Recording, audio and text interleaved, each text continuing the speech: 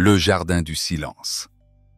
Celui qui choisit de ne pas se laisser guider par les paroles creuses de ceux qui ont oublié leur âme est véritablement béni. Il ne s'attarde pas sur les chemins où ego et ambition marchent main dans la main, ni ne fréquente les cercles où le mépris est monnaie courante et où la moquerie se fait passer pour la sagesse. Son cœur a choisi un autre chemin, moins fréquenté, où le silence parle plus fort que le bruit et où la lumière intérieure guide chaque pas. Le véritable voyageur ne cherche pas de réponse dans les miroirs brisés du monde. Son plaisir ne réside pas dans la superficialité ni dans les promesses creuses, mais dans les lois subtiles qui régissent donc l'univers, celles qui ne sont pas gravées dans la pierre, mais ressenties à chaque battement de cœur. Il médite sur ces lois, non pas une fois, ni deux fois, mais à chaque instant, car pour lui, le voyage spirituel ne s'arrête pas à la tombée de la nuit, ni ne commence à l'aube. C'est un voyage continu, profond et éternel. Celui qui vit ainsi devient plus que chair et sang. Il est comme un arbre planté près d'une rivière qui ne tarit jamais, dont les racines profondes puisent dans des eaux invisibles. Il n'est pas pressé de porter des fruits, car il comprend que chaque chose a son temps sous le soleil. Quand la saison arrive, il offre ses dons généreusement, sans vantardise ni orgueil. Ses feuilles, symboles de son espoir et de sa sagesse, ne se fendent pas avec les saisons, car leur force vient d'une source qui ne connaît pas de déclin. Et tout ce qu'il entreprend prospère, non pas parce qu'il recherche le succès, mais parce qu'il marche en harmonie avec le rythme de l'univers. Mais tous n'ont pas choisi ce chemin. Certains vivent comme de la paille emportée par le vent, sans racines ni direction. Ils vont au gré des caprices du jour, et quand la tempête arrive, ils n'ont aucun appui. Au moment du jugement, lorsque la vérité leur sera présentée nue et sans ornement, ils ne tiendront pas. Et parmi ceux qui ont vécu avec une âme éveillée, ils ne trouveront pas leur place, car leurs pas n'ont jamais appris à marcher avec conscience. Le grand esprit connaît le chemin de ceux qui ont embrassé la vérité et la compassion, et les protège comme on protège un joyau sacré. Mais le chemin de ceux qui ont choisi l'illusion et le vide n'a d'autre fin que l'oubli. Ils sont perdus non pas parce que le monde les a rejetés, mais parce qu'ils ont eux-mêmes choisi de s'éloigner de leur propre essence. Ces informations vous ont-elles plu? N'oubliez pas que le premier lien dans la description contient d'autres ressources sur la spiritualité pour vous aider à poursuivre votre cheminement. La rébellion des échos. Pourquoi les nations s'inquiètent-elles comme si une tempête grondait en leur cœur? Pourquoi les hommes complotent-ils comme s'ils pouvaient changer le cours du destin par de simples murmures humains? Il existe une ancienne folie qui se répète à chaque génération. Les puissants s'élèvent, persuadés que leur force suffit à défier l'invisible. Rois sans âme et dirigeants sans lumière se rassemblent dans des chambres secrètes, non pour servir, mais pour se libérer de toute responsabilité sacrée. Ils déclarent fièrement « Brisons les liens qui nous attachent au matin au mystère. Débarrassons-nous des liens qui nous relient au divin. Soyons les maîtres de notre propre univers. » Mais ce qu'ils ne comprennent pas, c'est que l'Éternel ne s'offense pas, mais sourit. Dans les hauteurs du ciel, là où la sagesse ignore le temps, un rire serein surgit. Ce n'est pas de la moquerie, mais de la compassion. L'esprit qui demeure là-haut contemple tristement le spectacle des orgueilleux, sachant que le bruit de leur rébellion n'est qu'un écho qui se perdra dans l'immensité du temps.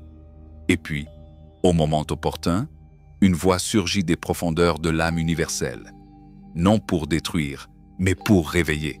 « Tu ne comprends pas ce que tu remets en question », dit la voix qui n'a pas besoin d'être entendue pour être ressentie. « Tu as oublié que tout ce que tu as construit sans amour était voué à l'échec. J'ai choisi celui qui porte la lumière et je l'ai placé sur la colline sacrée, là où l'horizon touche l'infini. Il n'est pas roi par ordre des hommes, mais par la volonté de l'univers. Son trône ne repose pas sur des conquêtes, mais sur la sagesse et la compassion. » Et alors le décret du ciel est se révélé, celui qui n'est ni écrit ni proclamé avec des trompettes. C'est un murmure qui transcende les siècles. « Tu es mon fils, né non du désir, mais de l'éternité. Aujourd'hui, je t'ai engendré en conscience. Demande-moi ce que tu désires, et je te donnerai le cœur des nations, non comme une possession, mais comme une responsabilité. Les extrémités de la terre seront ton héritage spirituel, non pour dominer, mais pour guider par la lumière de la vérité. Mais tous ne recevront pas cette lumière avec gratitude. Certains s'y opposeront farouchement, et ils ne subiront pas la violence, mais une fermeté qui les brisera comme de l'argile crue. La verge de fer ne servira pas à punir, mais à séparer le vrai du faux, comme le potier sépare l'œuvre parfaite de celle qui n'a pas résisté au feu. Ce ne sera pas une destruction physique, mais une profonde confrontation intérieure. Ceux qui n'ont pas bâti leur vie sur la vérité verront leur fondation s'effondrer. C'est donc maintenant qu'il faut se réveiller. Pas demain, pas quand cela nous arrange, mais aujourd'hui. Que les rois soient sages et les juges humbles. Qu'ils comprennent que gouverner ne signifie pas commander, mais servir. Que le pouvoir sans amour devient tyrannie et que la justice sans compassion est une arme qui blesse plus qu'elle ne guérit. Que tous, du plus grand au plus petit, apprennent à servir le mystère avec respect. Que leur joie ne soit pas bruyante, mais tremblante, comme celle d'un pèlerin qui foule un sol sacré. Qu'ils embrassent le Fils, non pas des lèvres, mais de l'âme, en signe d'abandon et de réconciliation. Non par crainte de sa colère, mais par amour pour la vérité qu'il représente. Car lorsque la colère de l'Éternel s'enflamme, ce n'est pas un feu extérieur qui consume, mais le vide intérieur de ceux qui ont vécu déconnectés de leur essence. Et pourtant, tout n'est pas perdu. En fait, tout commence maintenant. Une bénédiction attend ceux qui se fient, non aux apparences, mais à la lumière. Non pas aux idoles d'argile, mais à la voix qui murmure au plus profond du cœur humain. Heureux tous ceux qui ont choisi de s'abandonner, non par manque de force, mais parce qu'ils reconnaissent que la véritable force naît de l'abandon. Ils ne seront pas perdus lorsque le monde tremblera, car ils ont planté leurs racines dans le roc inébranlable. Toute âme qui place sa confiance en cette présence invisible découvre un refuge au-delà de la peur. Au cœur des guerres mondiales, elle trouve la paix. Au cœur du chaos, elle découvre un but. Et lorsque tout s'écroule à l'extérieur, elle demeure inébranlable, telle une lampe qui se passe d'huile, car son feu vient d'ailleurs. Ce n'est pas un feu qui brûle, mais qui transforme. Ce n'est pas un feu qui détruit, mais qui purifie. Tel est ce chemin de ceux qui ont choisi d'aimer le sacré plus que leur propre reflet. Ils n'ont besoin ni de titres, ni de couronne, ni d'armée. Ils marchent Bamit avec humilité, mais leur ombre couvre des royaumes. Leurs paroles ne sont pas toujours entendues, mais elles changent les destins. Et lorsque leur voyage s'achève, ils ne laissent aucun monument, mais des traces invisibles dans les cœurs. Les nations continueront de rugir, les puissants de comploter. Mais l'âme éveillée n'a plus peur, car elle a compris qu'au-delà de l'éphémère, une volonté plus grande guide l'histoire vers son accomplissement. Parfois, le chemin paraît sombre, mais il est toujours guidé par l'étoile intérieure. Parfois, des larmes coulent, mais elles ne sont jamais vaines, car chaque larme est une graine dans le champ de l'esprit. Et à la fin, lorsque le livre des siècles sera fermé, ce dont on se souviendra ne seront pas des empires ou des armées, mais plutôt des actes de compassion, des silences remplis de foi, et des âmes qui ont su faire confiance quand tout semblait perdu. Le vol de l'âme errante. C'était une nuit sans étoiles, et les pas des lionnes résonnaient entre les murs d'un royaume qu'il considérait autrefois comme son foyer. Il fuyait, non pas un ennemi étranger, mais la trahison née de son propre sang. Celui qui avait grandi sur ses genoux éleva la voix contre lui, convaincu par l'illusion du pouvoir. Aucune armée n'hésitait, aucun allié ne craignait le vent du changement qui soufflait de la maison du traître. L'homme qui avait été roi, père et guide, se tenait seul, la lune pour témoin, et la poussière de l'exil recouvrant ses pieds. « L'univers m'a tourné le dos », pensa-t-il. Chaque jour, de nouveaux visages émergent de l'ombre, souhaitant ma chute. Les voix ne manquent pas pour murmurer. Il n'y a pas de salut pour lui. Il a été abandonné par la divinité elle-même. Mais dans ce vide, là où l'âme semblait sur le point de se briser, une faible flamme persistait. Ce n'était ni de l'arrogance, ni de l'orgueil. C'était quelque chose de plus profond, Le souvenir que même dans le désert le plus aride, la racine d'un arbre peut trouver de l'eau. « Je ne suis pas seul », murmura Eliane. « L'esprit qui marche avec moi ne me quitte pas. C'est un bouclier invisible qui m'entoure, une force silencieuse qui me relève la tête quand la honte voudrait la courber. » Il se souvint alors de la colline où, en temps de paix, il se retirait pour écouter le murmure du vent et les voix qui ne venaient pas du monde extérieur. Là, il avait appris que la véritable communication ne requiert pas toujours des mots, que les cris de l'âme atteignent des endroits inaccessibles aux armées. « J'ai crié avec la voix de mon cœur, dit-il, et il m'a entendu. De ce lieu élevé où réside le mystère, il m'a répondu par son silence empreint de sens. Cette nuit-là, pour la première fois depuis des jours, Eliane ferma les yeux et s'endormit. Il n'y avait ni force, ni gardien, seulement la certitude intérieure qu'il était soutenu par quelque chose de plus grand que sa peur. À l'aube, il se réveilla. Et c'est alors qu'il comprit que tous les miracles ne se produisent pas par la foudre ou par des prodiges. Le plus grand d'entre eux est d'ouvrir les yeux après une nuit de désespoir et de continuer à respirer avec foi. « La peur ne me domine plus », dit-il fermement. « Peu importe que 10 000 hommes encerclent mon camp avec de sombres intentions. Peu importe que chacun d'eux porte une épée gravée à mon nom. Peu importe que les vents du monde semblent se retourner contre moi. Si l'esprit est avec moi, qui pourra vraiment me vaincre ?» Eliane ne demandait pas vengeance. Son cri était plus profond. « Réveille-toi, ô force qui guide ma vie. Non pas pour punir, mais pour rétablir l'ordre dans l'âme.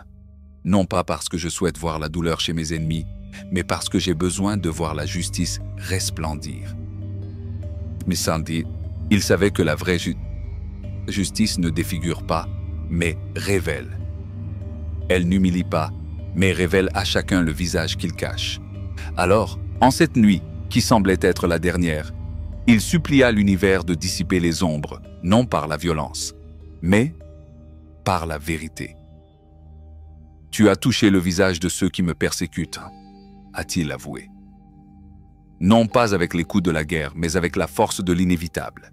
Tu as brisé les dents de la tromperie, cet outil avec lequel il cherchait à dévorer l'innocence. Car, au final, aucun mensonge ne survit à la lumière du jour. Il comprit alors que le salut n'était pas un but à atteindre, ni une récompense pour avoir été fort.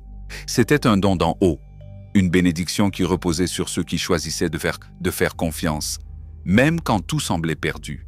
C'était une main invisible, tendue vers l'abîme, non pas pour vous en sortir immédiatement, mais pour vous rappeler que vous n'êtes pas seul dans la chute.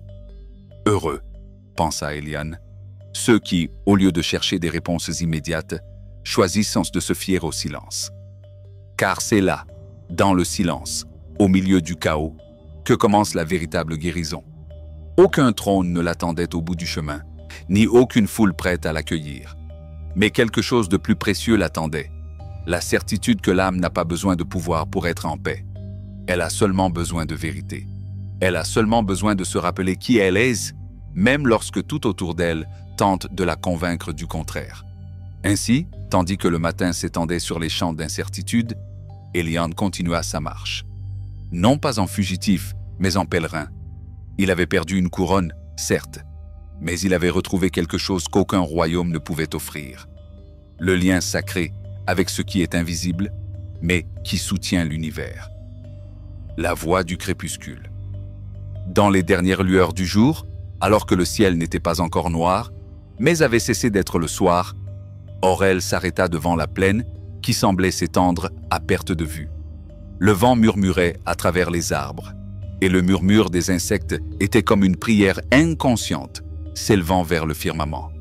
Il ferma les yeux et laissa échapper une prière qui ne provenait pas d'une habitude, mais d'un besoin profond, presque viscéral. « Écoute-moi, dit-il, toi qui demeures dans le mystère. Je ne t'invoque pas par routine, mais parce que toi seul as su me répondre lorsque le poids du monde a brisé mes forces. » Il se souvenait de nuits d'angoisse où son âme semblait n'avoir aucun refuge. Et pourtant, une paix inattendue était descendue sur lui. Non pas une solution immédiate, mais le soulagement silencieux que procure le sentiment d'avoir été entendu, même si l'écho tarde à venir. « Tu as été mon refuge dans la tribulation, dit-il. Ma consolation ne venait pas des hommes, ni de leurs conseils, mais de cet espace sacré que toi seul connais, là où l'invisible touche le cœur. » Aurel ne parlait pas seulement en son nom. Il avait vu son peuple détourner le regard du sacré, troquer la vérité contre des oripeaux vides, poursuivre ce qui brille mais ne nourrit pas. « Jusqu'à quand ?» demanda-t-il douloureusement. « Jusqu'à quand les hommes continueront ?» Il a échangé la gloire qui leur a été confiée contre l'ombre d'un mensonge. Pourquoi se complaise-t-il dans ce qui n'a pas de racine? Pourquoi court-il après des mots creux comme s'il pouvait combler l'âme qui réclame un sens?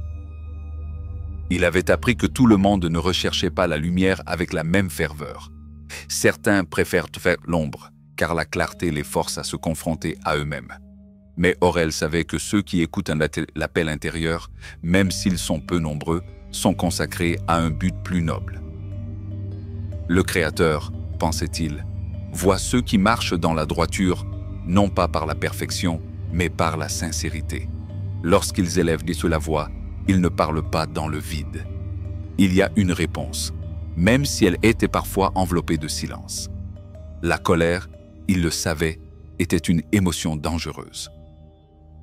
Il avait vu comment les cœurs se corrompent lorsque le feu de l'indignation ne se dissout pas en compassion. C'est bon de ressentir, songea-t-il, mais ne vous laissez pas entraîner dans une mauvaise direction. Laissez la colère retomber comme la poussière après une tempête. Et puis, dans le silence de la nuit, parlez à votre âme. Écoutez ce qu'elle dit quand le monde dort. Méditez sur votre lit. Soyez silencieux et comprenez. Les paroles creuses et les rituels sans âme ne suffisaient cependant pas. L'offrande qui touchait véritablement le ciel était celle née d'une vie honnête, d'actions guidées par l'intégrité, d'un cœur qui, même blessé, continuait à faire confiance.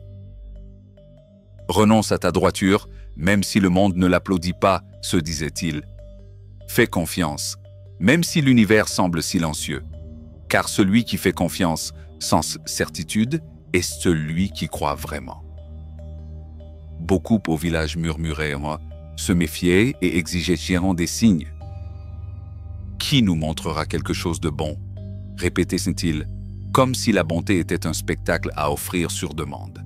Mais Aurel savait que la bonté ne se manifeste pas toujours comme prévu. Parfois, c'est un sourire au milieu des larmes. Parfois, c'est simplement se réveiller et respirer. Lève ton visage au-dessus de nous, ô lumière qui ne s'éteint jamais, implora-t-il. Non pas pour nous faire plaisir, mais pour nous rappeler que tu es toujours là. Et puis, une joie inattendue emplit sa poitrine. Ce n'était ni l'euphorie de la victoire, ni la jubilation d'une récolte abondante. C'était une joie profonde et silencieuse qui surpassait même les jours où le blé était abondant et le vin coulait à flot. Cette paix, réalisa-t-il, ne vient pas de l'extérieur. Elle ne dépend pas de ce que j'ai ou de ce que je perds. Elle vient de la certitude que je suis soutenu par quelque chose de plus grand, de plus sage, de plus éternel. Alors que le ciel s'assombrissait complètement et que les étoiles commençaient à broder leur danse sur le firmament, Aurel s'allongea sur le sol, tel un homme en pleine confiance. Son cœur était sans crainte, car il savait qu'il n'était pas sans protection. « Je peux dormir », pensa-t-il, non pas parce qu'il n'y a aucun danger, mais parce que je sais que la main qui me garde ne dort jamais.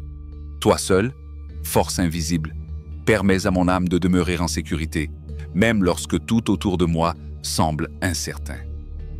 Dans ce repos, il n'y avait aucune naïveté, mais plutôt une foi mûre. Une foi qui ne niait pas la douleur, mais la supportait avec espoir. Une foi qui n'avait pas besoin de réponse pour continuer à avancer. Car le véritable repos ne vient pas de l'absence de conflit, mais de la certitude d'être accompagné au cœur de celui-ci. Aurel ferma les yeux, sachant que le lendemain, tout pourrait être pareil. Les menaces, les doutes, la fragilité du monde. Mais quelque chose avait changé en lui. Et parfois, cela suffit à tout bouleverser. L'éveil de la confiance.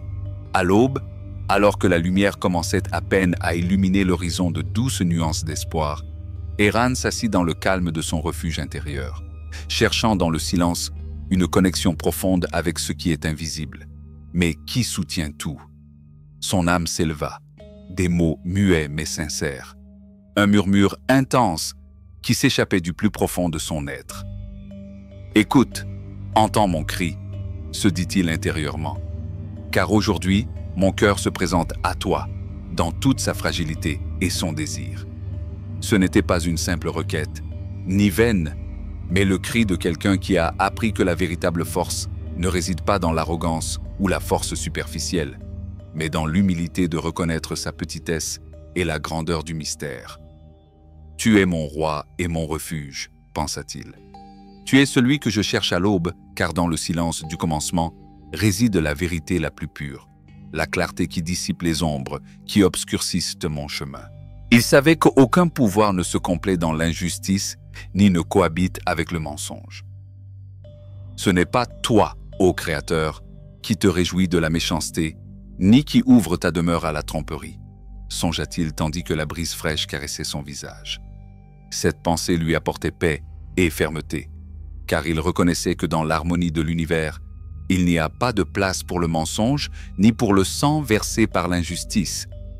Eran se souvenait des voix retentissantes qui tentaient de s'imposer, des paroles vaines et sans substance. « Ils ne peuvent résister à ton regard, » dit-il avec conviction. « Tu détestes ceux qui agissent avec malice, ceux qui détruisent par leurs paroles et leurs actes. Tu rejettes ceux qui tissent des mensonges, car sur leurs lèvres ne réside pas la loyauté, mais la destruction. » Au fond de son cœur, Eran portait la certitude que tout n'est pas perdu, que tous ne marchent pas dans les ténèbres. C'est pourquoi, chaque matin, il s'approchait de cet espace sacré, de cette présence invisible, mais réelle qui lui offrait un refuge absolu, un lieu de miséricorde et de révérence. « J'entrerai en ta présence, » disait-il, non pas avec l'arrogance du juste, mais avec la crainte respectueuse de celui qui sait que la vie est fragile et la lumière un don. Devant ta sainteté, je m'inclinerai, car là je trouve sens et force. Il ne demandait pas un chemin facile, ni la disparition pure et simple de ses ennemis. Il cherchait plutôt à être guidé pour marcher dans la droiture, afin que ses pas ne soient ni égarés, ni contaminés par la malice qui l'entourait. « Montre-moi le droit chemin », supplia-t-il. « Car ceux qui me guettent n'ont pas la vérité sur les lèvres. Leurs cœurs sont remplis de destruction, et leurs paroles sont comme des fosses ouvertes, pleines de tromperies et de mensonges. » Il savait que la justice ne se résume pas à punir, mais qu'il faut laisser la vérité éclater. Laissez chacun assumer le poids de ses actes. « Laissez-les tomber », implorait-il. « Laissez leur propre stratégie se retourner contre eux, car leur rébellion n'est pas seulement dirigée contre moi, mais contre l'ordre sacré que vous défendez. Ne les protégez pas dans leur orgueil, mais laissez-les plutôt ressentir le poids de leur rébellion. » Mais tout dans son âme n'était pas que lutte et confrontation. Il y avait aussi une profonde invitation à la joie pour ceux qui, comme lui, avaient net choisi de faire confiance. Que ceux qui sont enracinés en toi soient dans la joie, que leur joie soit constante car ils sont protégés. Que ceux qui aiment ton nom trouvent en toi un sujet de réjouissance. Et ça, pour Eran, la bénédiction n'était pas une récompense superficielle, mais plutôt la protection qui l'entoure tel un bouclier, cette force invisible qui empêche l'esprit de trembler face aux tempêtes de la vie. Bénis, ô force invisible, ceux qui cherchent à marcher dans la justice, qu'ils ressentent en ta faveur comme une étreinte bienveillante, un bouclier indestructible. Alors que le jour se levait et que la lumière couvrait peu à peu les ombres, Eran comprit que la véritable prière ne se résume pas à demander, mais aussi à faire confiance et à lâcher prise. Il ne s'agit pas d'attendre que le chemin soit aplani, mais d'être prêt à l'emprunter avec audace, sachant que la direction est toujours présente, même lorsque nous ne la percevons pas clairement. Dans cette confiance silencieuse, dans cette certitude intime, il a trouvé la paix qui surpasse toute compréhension.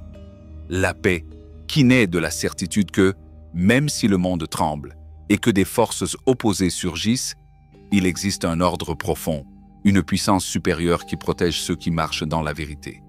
Et, le cœur léger, Ehran se leva, prêt à affronter la journée, non pas avec l'arrogance de celui qui pense avoir toutes les réponses, mais avec l'humilité de celui qui sait que chaque pas est une occasion de grandir, d'apprendre, de se rapprocher un peu plus du mystère qui entoure toute chose. Car, en fin de compte, la véritable force ne réside pas dans l'écrasement de l'ennemi extérieur, mais dans la victoire sur les combats intérieurs qui nous empêchent d'atteindre la paix. Elle ne réside pas dans l'abattement des autres, mais dans le renoncement à l'orgueil et à l'arrogance qui nous empêchent d'aimer pleinement. Elle ne réside pas dans la rage contre le monde, mais dans la sérénité qui naît de la confiance en l'Éternel et l'immuable.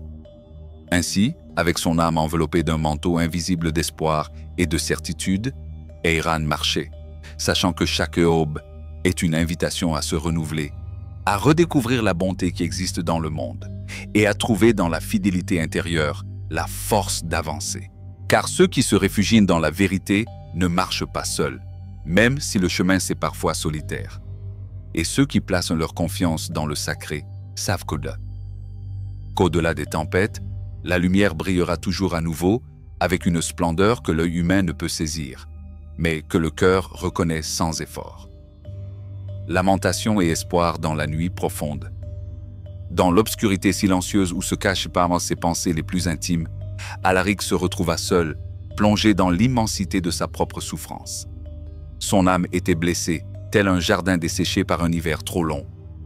Ne permette pas, ô puissance qui gouverne le cosmos, que ta colère s'abatte sur moi comme une tempête déchaînée, implora-t-il au plus profond de lui-même. Ce n'était pas une plainte contre le destin, mais une humble supplication à la force omnipotente de lui témoigner sa miséricorde au milieu de sa fragilité. Son esprit était épuisé. Ses os semblaient en apporter un poids invisible et douloureux. Guéris, ô essence vivifiante. Guéris ce corps chancelant, guéris cette âme profondément troublée. Suppliait-il en silence, tandis que la nuit envahissait chaque recoin de son existence. C'était un homme qui connaissait le tremblement du désespoir, le poids de la tristesse, qui pénètre les os et les fibres les plus délicates de l'être. L'angoisse était une ombre constante, une présence qui semblait ne laisser aucun répit. Jusqu'à quand, ô puissance immuable, jusqu'à quand reviendras-tu à moi avec ta lumière? Demanda-t-il avec un désir désespéré, cherchant un signe dans l'obscurité. Cette attente mêlait l'incertitude au désir ardent d'être libéré de la tempête intérieure qui le consumait. La mort, ce mystère que tout le monde redoute, murmurait à son oreille dans son silence implacable. Dans la tombe, qui se souviendra de ton nom, ô gardien de l'univers? Dans les ténèbres éternelles, qui chantera ta puissance? L'idée de disparaître sans laisser de traces lui faisait encore plus mal au cœur, car au fond de lui, il savait que la vie sans mémoire est un soupir perdu dans le vent. Chaque nuit, Alaric pleurait sans cesse. Son lit se transformait en un torrent de larmes. Ses yeux, des phares éteints, consumés par la douleur. J'ai passé mes nuits à murmurer et à sangloter dans ce dialogue secret entre mon âme et le vide, se souvenait-il, ressentant l'amertume de celui qui connaît la solitude et l'impuissance. Les ennemis invisibles qui le traquaient, ombre faite de doute et de peur, semblaient grandir à chaque larme versée. Mais au milieu de cet océan de tristesse, une lueur d'espoir commença à briller. « Écoute, ô puissance éternelle, mon cri qui monte des profondeurs », pria-t-il avec une foi renouvelée. Il savait qu'il n'était pas seul, qu'au-delà de la tempête, il y avait une présence qui n'abandonne jamais ceux qui souffrent, qui accueillent leurs cris et transforme la douleur en enseignement. Ceux qui semaient la destruction et les ténèbres autour de lui, ceux qui tissaient les pièges du mal et du mensonge, ne purent faire taire sa supplication. Qu'ils soient honteux, que le poids de leurs propres ombres les accable, priait-il avec la conviction de celui qui a vu la justice divine se manifester de manière mystérieuse et parfaite. Puisse l'orgueil des méchants s'effondrer devant la vérité et que l'équilibre revienne quand ils s'y attendent le moins. Il ne cherchait ni vengeance ni ruine pour ses adversaires, mais désirait plutôt le rétablissement de l'harmonie, la correction du cours tortueux de la vie. Que leurs pas soient inversés, qu'ils reconnaissent dans leur erreur et se perdant dans la honte de leur rébellion, méditait-il, car il savait que la véritable victoire ne réside pas dans la destruction des autres, mais dans la transformation de son propre cœur. Dans cette profonde complainte, Alaric découvrit l'essence de la souffrance humaine, le besoin d'être entendu, la quête inlassable de la paix intérieure, le désir de comprendre la douleur et de la transcender. C'était un dialogue intime avec l'univers, une rencontre avec le mystère qui tient la vie entre ses mains invisibles.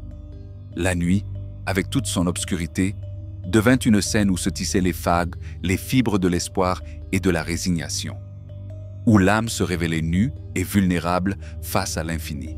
« Me voici, avec ma fragilité et ma force, avec ma peur et ma foi », confessa-t-elle en silence, s'abandonnant sans réserve à la force toute-puissante.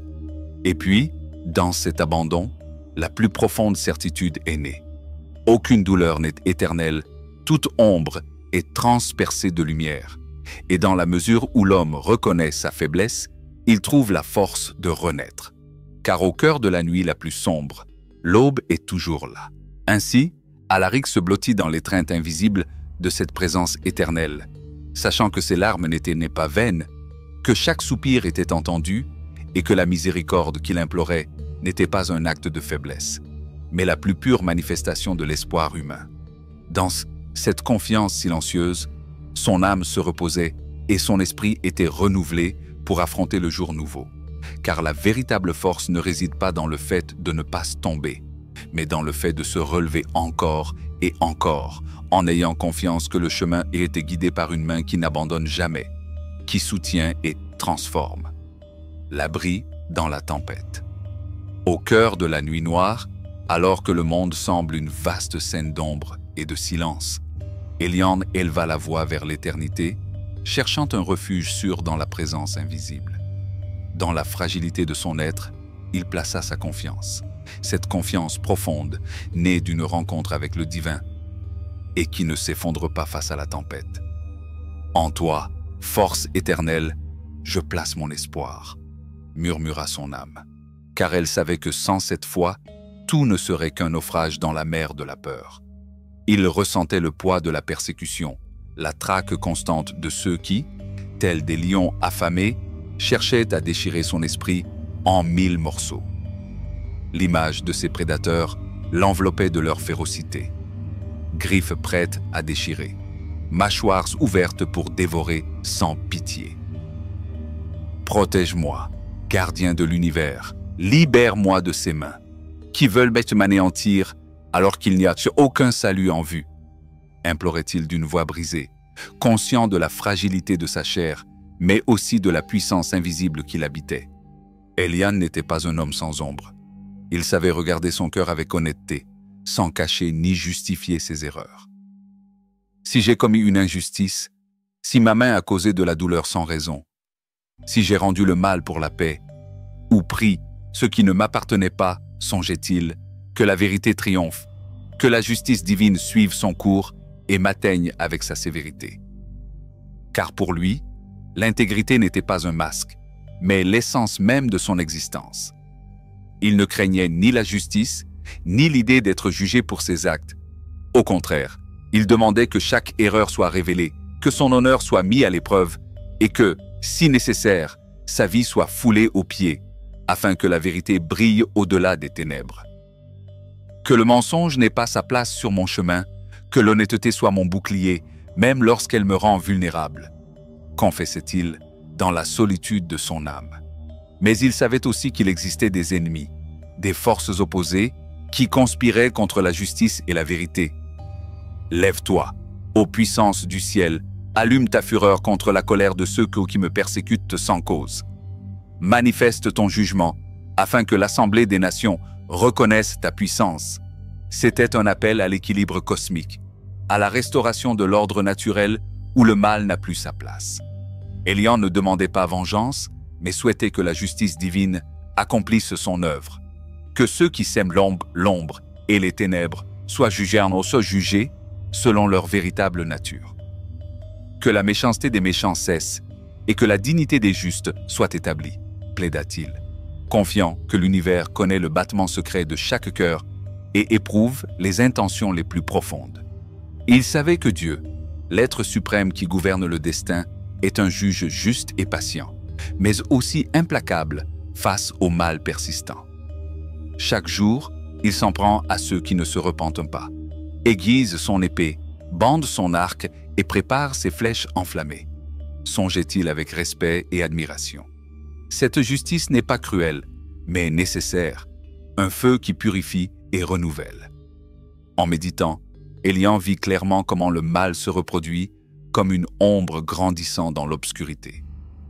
Les méchants enfants d'iniquité conçoivent la tromperie et la cultivent comme celui qui cultive une plante maudite, pensa-t-il, car il comprenait que la racine de tout mal est le mensonge caché derrière des paroles et des actes empoisonnés. Celui qui creuse une fosse pour autrui finit par tomber dans son propre piège, et c'est ainsi que l'univers rend exactement ce qui lui est offert.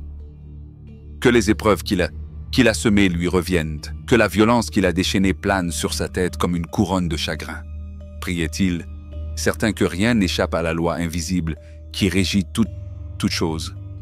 Dans ce cycle de cause à effet, dans cette justice qui ne connaît ni oubli ni impunité, Elian trouvait réconfort et force pour persévérer. Finalement, son âme s'éleva en louange.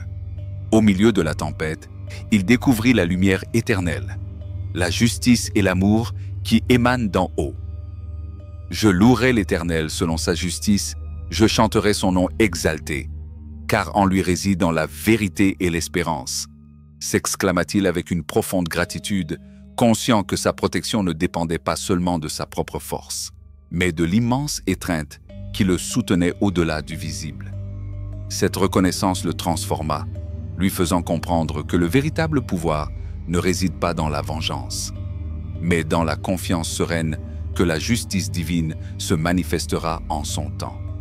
Que le mal, aussi puissant soit-il, est toujours voué à l'échec devant la lumière inextinguible de la vérité. Ainsi, dans le calme qui suit la tempête, Elian trouva la paix qu'il recherchait, la certitude qu'il n'était pas seul et que, même dans la chaleur de la bataille contre les ombres, son âme était protégée par une force plus grande, juste et éternelle. Le murmure de l'univers et la dignité humaine, sur l'immensité du cosmos, où les étoiles scintillent tels des fragments de feu dans une mer de ténèbres, Elian leva son regard avec un émerveillement qui confinait au sacré. Il contempla les œuvres infinies de l'Éternel, la lune suspendue dans le ciel nocturne et la danse silencieuse des planètes qui tournent selon des lois invisibles.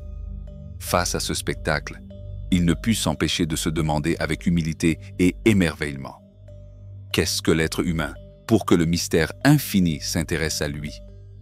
Quelle force rend l'âme humaine digne d'attention au milieu de l'immensité du firmament? Car en vérité, pensa Elian, il existe quelque chose au-delà de la simple existence physique. L'homme, fragile et éphémère, est créé à l'image d'une gloire qui semble trop grande pour son petit corps.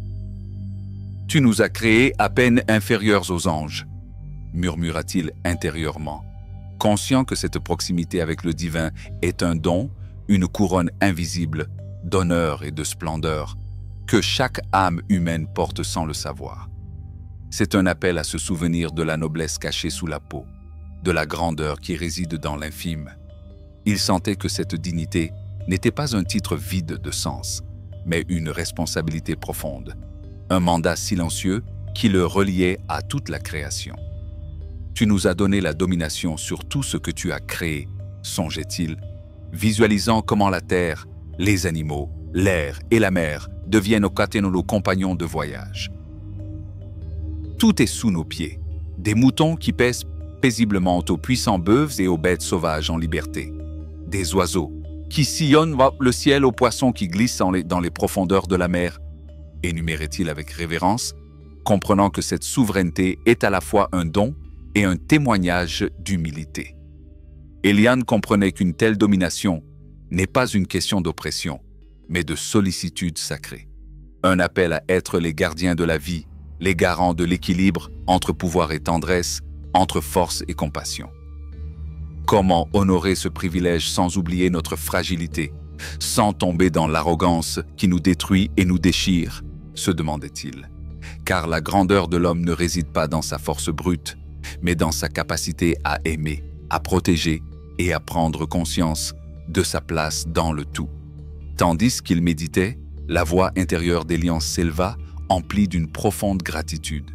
« Ô Seigneur, notre Seigneur, que ton nom est tout merveilleux sur toute la terre », proclama-t-il, le cœur brûlant.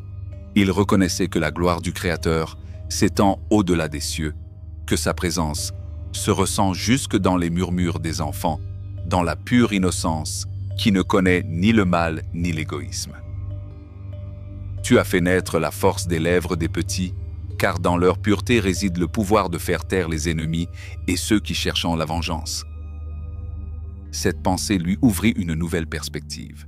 La véritable force ne réside pas dans la violence ou la domination excessive, mais dans la pureté du cœur, dans la simplicité qui émerge lorsque l'âme est débarrassée de ses mensonges. Elian savait que cette force était celle qui vainquait la haine et la discorde, qui faisait taire le bourreau et l'adversaire, car la vérité et la lumière l'emportent toujours. La contemplation le conduisit à se remémorer les merveilles qu'il avait vues et vécues, les batailles gagnées non par les armes, mais par la justice, les épreuves surmontées grâce à la foi et à la persévérance. Quand mes ennemis se retournent et tombent devant moi, c'est parce que toi, ô divin juge, tu as défendu ma cause, affirmait-il avec assurance. Il sentait que la véritable justice n'était pas un caprice humain, mais un acte sacré par lequel l'univers lui-même s'aligne pour rétablir l'ordre. Elian savait que le pouvoir du jugement divin n'était ni arbitraire ni cruel, mais un acte d'amour suprême. Tu t'es assis sur ton trône, juste et souverain, pour juger avec justice. Tu as réprimandé les nations et détruit la méchanceté, effaçant à jamais les noms de ceux qui ont commis le mal, songea-t-il, ressentant l'immensité de ce pouvoir qui ne connaît ni expiration ni oubli. Dans son âme, il ressentait aussi le poids de la fragilité humaine, l'urgence d'un refuge au milieu des tempêtes. Le Seigneur est un refuge pour les opprimés, un refuge dans les moments difficiles, pensait-il, trouvant du réconfort dans la certitude que, quelle que soit l'obscurité du chemin, il existe une présence qui n'abandonne jamais ceux qui la cherchent sincèrement. Cette vérité était la lumière directrice pour ceux qui connaissent et aiment le nom du Seigneur.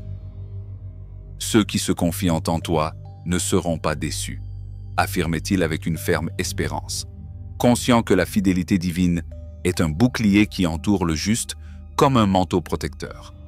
Il n'y a ni solitude ni abandon pour ceux qui s'accrochent à cette promesse. À cet instant, Elian se souvint des récits anciens de justice et de vengeance divine, mais aussi de la compassion et de la miséricorde qui accompagnent le pouvoir. Le Seigneur n'oublie pas le cri des humbles, ni n'ignore les cris des faibles, médita-t-il avec tendresse. Il savait que l'amour divin entend chaque soupir et répond à chaque besoin, que la miséricorde est le pont entre la justice et l'espoir. Elian s'accrochait à cette certitude et implorait. « Aie pitié de moi, Seigneur, et considère mon affliction.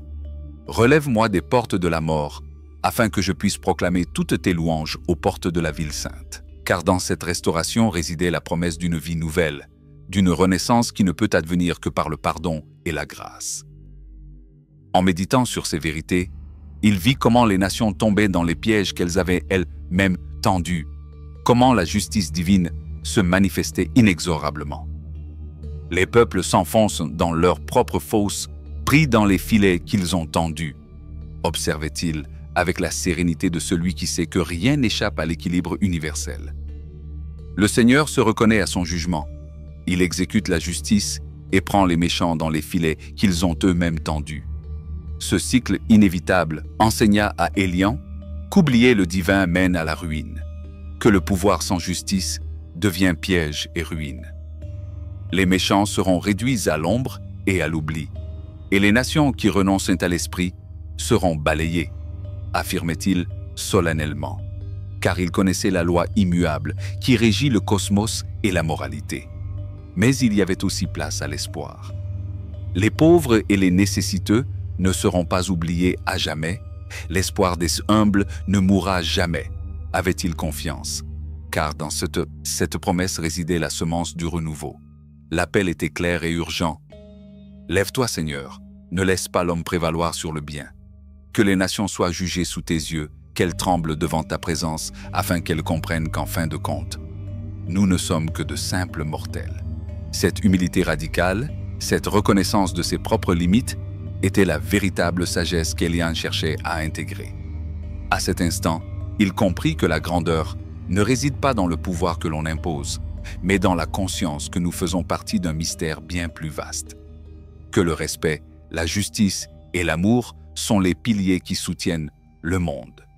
Ainsi, l'âme remplie de gratitude et de révérence, Elian ferma les yeux et murmura une fois de plus: « Ô Seigneur, notre Seigneur, que ton nom est sublime sur toute la terre. » Méditation du gardien intérieur. Pourquoi dans les moments où le monde se déchire et où l'âme gémit en silence, sembles-tu te cacher, présence divine? Pourquoi te retires-tu comme le soleil qui se cache derrière les nuages lorsque l'esprit appelle à l'aide? Dans les tempêtes de la vie, quand les ombres s'allongent et que l'injustice semble danser dans les yeux des hommes, ton silence fait plus mal que 1000 mots. Sur le théâtre de l'existence, certains, grisés par l'arrogance, s'élèvent tels des titans déchus, piétinant les plus faibles. Leur cœur, un gouffre sans fond de désirs insatiables, nourrissent-ils l'avidité et rejettent la justice qui maintient les fils du cosmos ensemble. Ils ignorent donc la voie de l'univers et oublient que chaque action est une graine qui germe dans le jardin du destin. Ces êtres, vagabonds de l'ego, ne contemplent ni l'horizon de l'âme, ni l'écho de la sagesse qui murmure dans le vent. Leurs chemins sont des fleuves de prospérité éphémères, coulant sous les yeux des humains, mais perdus dans le vaste océan du temps. Du haut de leur orgueil, ils méprisent ceux qui aiment la vérité et se vantent secrètement de leur invulnérabilité, se prenant pour des dieux dans un monde de mortels. Mais dans la danse des mots non prononcés, un poison se cache. Des malédictions déguisées, des mensonges qui sont des poignards, une oppression déguisée en pouvoir. Ils rôdent dans l'ombre, rôdant comme des lions aux confins de la nuit, fixant d'un regard froid les sans défense, qui ignorent qu'ils font déjà partie d'une toile tissée de fils invisibles. Ils capturent les faibles avec la cruelle délicatesse d'un piège ancestral. Ils s'accroupissent dans l'expectative, attendant le moment où les plus vulnérables tomberont sans le savoir. Une sombre conviction bat dans leur cœur. Ils croient que la justice leur a tourné le dos, que le regard sacré ne les observe plus, que leurs actes seront oubliés. Mais j'élève la voix dans la nuit, implorant la lumière qui ne s'éteint jamais. J'invoque la main qui a soulevé les montagnes et apaisé les tempêtes. Qu'elle n'oublie pas les humbles, ni ceux dont les soupirs se perdent dans le vent. Pourquoi les arrogants osent-ils nier la vérité, défier la balance qui équilibre l'âme du monde?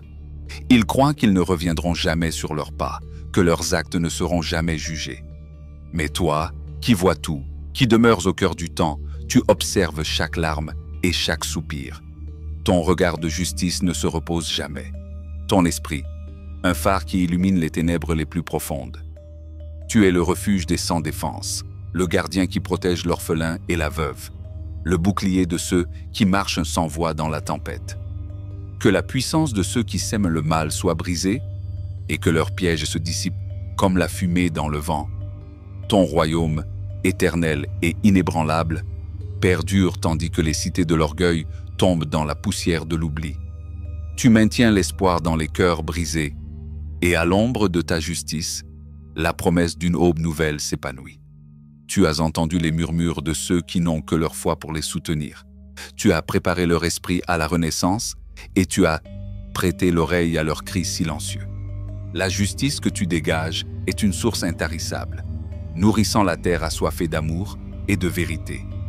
Dans ce monde de conflits et de doutes, entre le doute et la foi, ta souveraineté est la boussole qui guide le cheminement de l'âme. Que ta main ferme et juste relève ceux qui sont tombés et offre du réconfort aux affligés. Ô présence éternelle, j'ai confiance en toi, en ta puissance qui transcende le temps et en ton amour qui embrasse l'univers. Que la paix se répande comme un voile sur la terre et que chaque cœur trouve refuge en toi. Chant de l'âme ferme. Dans le profond silence de l'esprit, au sommet où foi et espérance s'entremêlent, je place ma confiance. Non pas dans les vents fugaces qui changent de direction, ni dans les paroles éphémères qui se dissolvent avec le temps, mais dans le murmure éternel qui soutient les fondements de l'univers. Et pourtant, j'entends l'écho effrayant qui m'invite parfois à fuir, à voler comme un oiseau blessé vers des refuges lointains, vers des montagnes qui semblent inaccessibles, cherchant un répit face à la tempête. Mais comment mon âme, ce délicat phare de lumière, pourrait-elle abandonner son lieu sacré quand les ténèbres rôdent? Car même si les yeux du monde voient des ombres qui s'allongent et des complots décachés, je sais qu'au plus profond de mon être, la vérité demeure toujours. Les ennemis invisibles, ceux qui préfèrent l'ombre à la lumière, bandent leurs arcs avec une malveillance silencieuse. Ils préparent leurs flèches avec la précision d'un artisan de la douleur, visant avec détermination ceux qui marchent avec un cœur pur, ceux que la force de l'amour et de la justice intérieure soutient. Leurs tentatives sont comme le vent cinglant qui s'infiltre dans les replis de l'âme, mais elles n'atteignent pas la lumière qui brûle en nous. Et que se passe-t-il lorsque les racines du monde, ces fondations invisibles qui soutiennent tout ce que nous connaissons, semblent vaciller? Que peuvent faire les justes lorsque le sol sous leurs pieds semble céder? Dans ces moments où tout semble s'écrouler, une voix s'élève, intrépide, un murmure qui transperce le temps et l'espace. La présence divine qui réside dans le plus sacré. Dans le sanctuaire invisible de la conscience, sur le trône éternel où reposant pensée pure et rêve intrépide, s'élève la vigilance omnisciente. Ses yeux non seulement regardent, mais pénètrent le voile des apparences, évaluant non les mots, mais les intentions qui palpitent sous eux. Ses paupières, ses seuils entre sommeil et éveil, ne se laissent pas envahir par le flot des hommes, mais examinent chaque âme avec délicatesse et rigueur. Car c'est dans l'épreuve que se révèle la véritable essence. La divinité ne juge pas avec le fouet, mais observe et apprend, permettant à la pureté de se manifester au cœur de la tempête. La justice n'est pas une punition, mais un phare qui guide l'errant, afin qu'il retrouve le chemin de lui-même. Ceux qui cultivent de la haine, ceux qui nourrissent la violence dans leur cœur, se sentent éloignés de cette lumière. Leurs âmes se rebellent contre l'harmonie, et dans cette rébellion, ils trouvent leur propre damnation. Il n'y a pas de refuge pour le mal lorsque la vérité surgit avec la force de l'aube. Le feu de la justice, aussi vieux que le temps lui-même, brûle sans cesse, purifiant et renouvelant. Ce n'est pas un feu qui détruit sans raison, mais une flamme qui transforme, libère et renouvelle. Dans la coupe du destin de ceux qui ont choisi la voie obscure, tombent des cendres brûlantes, des vents implacables et des tempêtes sulfureuses, symbole éternel des conséquences inévitables de chaque action. Car dans l'ordre cosmique, chaque acte trouve son écho, et nul n'échappe à l'appel de la responsabilité. Mais au milieu de cette dualité, dans la danse entre l'ombre et la lumière, la véritable justice resplendit. Cette justice qui n'est ni froide ni distante, mais vivante, vibrante, pleine d'amour et de compassion. La justice qui se lit sur le visage de ceux qui choisissent la droiture et le courage d'être fidèles à leur conscience. Le regard divin n'est pas une menace, mais une étreinte silencieuse qui fortifie ceux qui marchent avec intégrité. Ce n'est pas un jugement qui écrase, mais une reconnaissance qui honore la valeur de l'honnêteté dans un monde souvent déguisé en mensonge. C'est pourquoi, dans la tempête, quand le désespoir menace d'abattre les murs de l'âme, j'élève mon chant. un chant qui ne connaît ni peur ni doute, un chant qui naît du plus profond du cœur et se répand comme une lumière dans la nuit. Parce que je sais que la justice est éternelle, que l'amour est le fondement du cosmos, et que la vérité, bien que parfois cachée, trouve toujours le moyen de s'épanouir.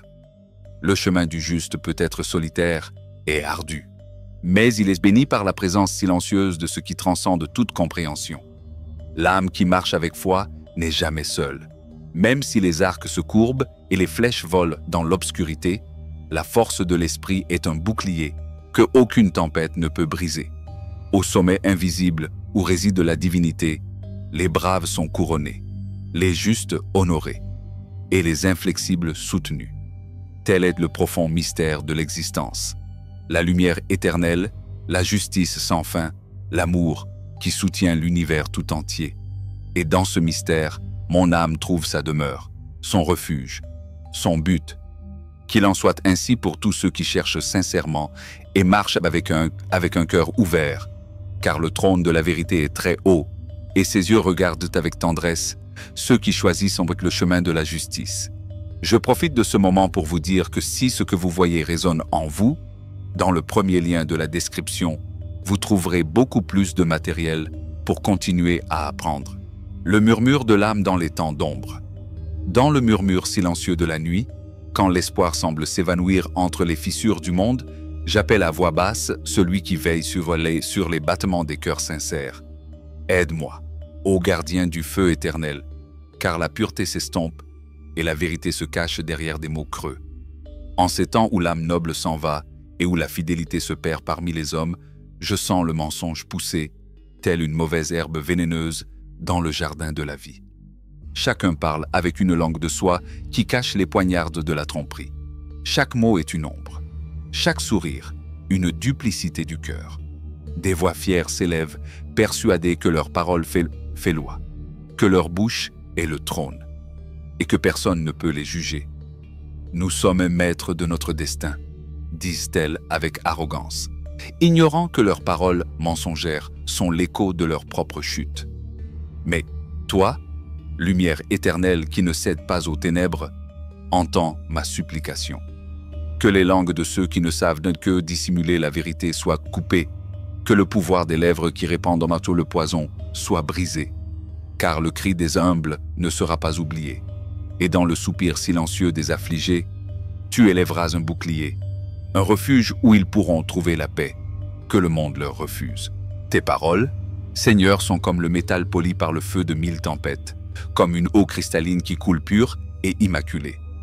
Purifiée 7 fois dans la forge du temps, conservée dans le sanctuaire de l'âme, ainsi tes promesses perdurent, tu les gardes et les préserves au-delà des générations, au-delà de l'écho des fausses voix qui cherchent à souiller le chemin des justes.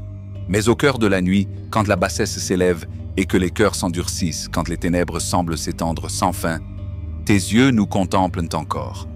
Tu n'es pas aveugle à la corruption qui s'insinue dans l'ombre. Le mal se déplace furtivement, cherchant à dévorer la lumière.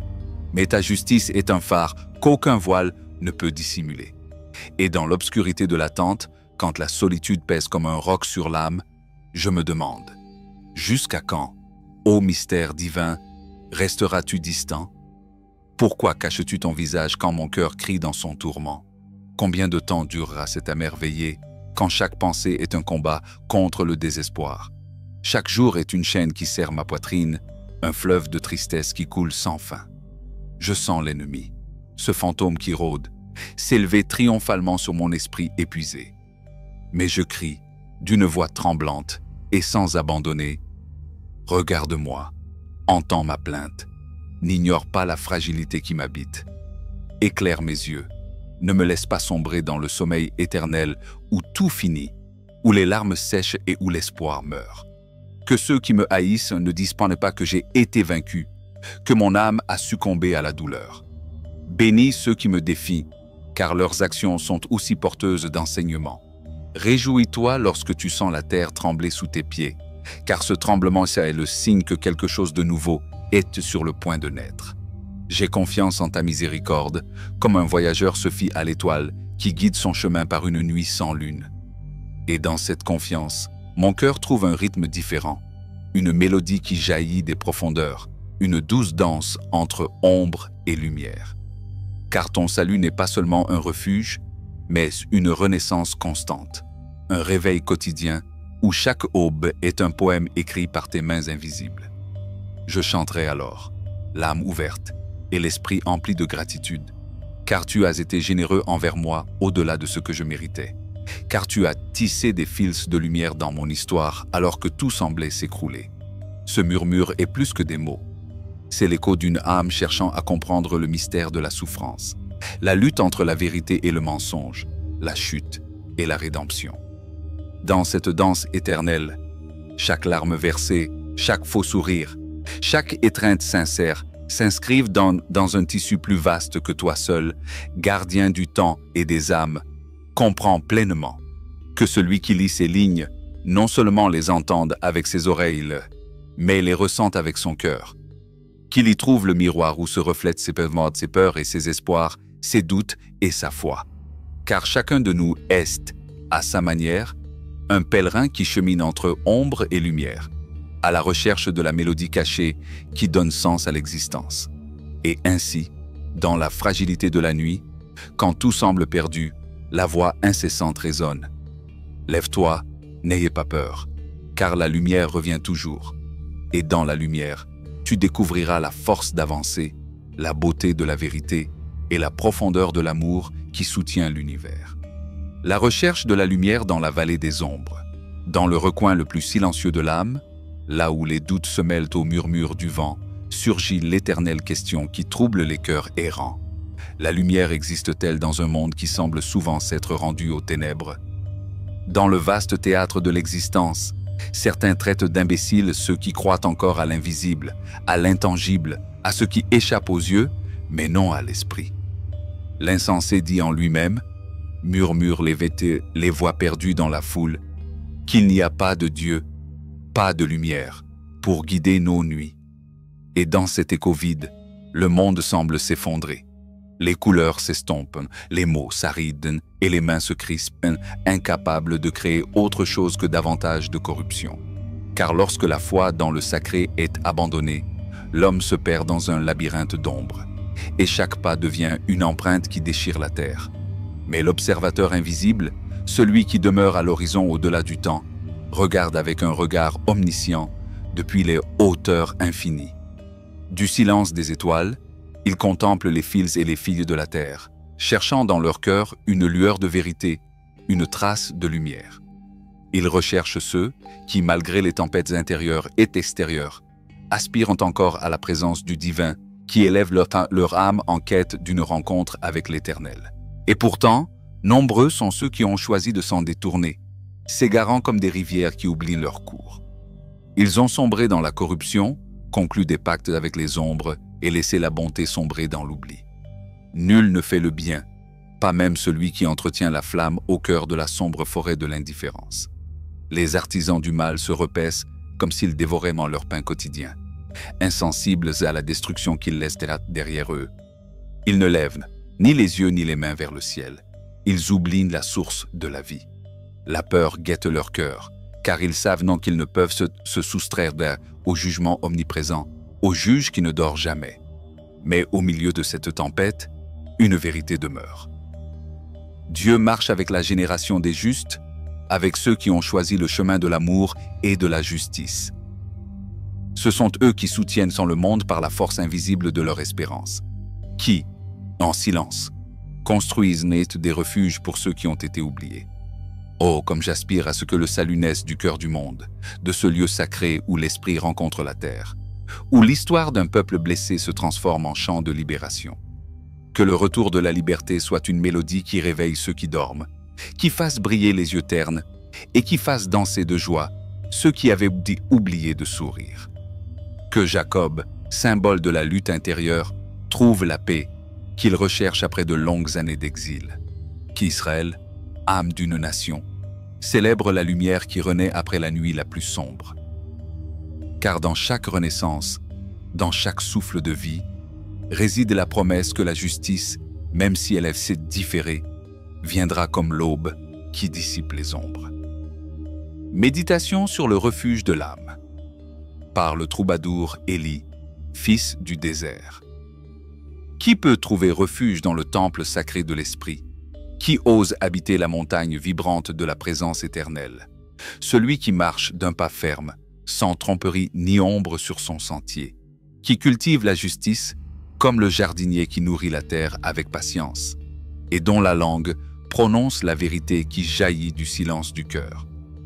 Ce n'est pas lui qui sème la discorde par ses paroles, ni qui soulève des tempêtes contre son frère, ni qui garde dans son âme l'ombre empoisonnée du ressentiment contre celui qu'il appelle un ami. Le véritable habitant du sanctuaire intérieur méprise l'apparence vile de l'injustice, mais rend hommage et révérence au mystère sacré qui éveille dans l'âme la crainte. C'est celui qui tient ses promesses, même si cela lui cause de la douleur, qui ne change pas le cours de sa parole comme le vent change la forme des nuages, qui ne négocie pas avec l'injustice ou ne manipule pas la vérité pour son propre intérêt.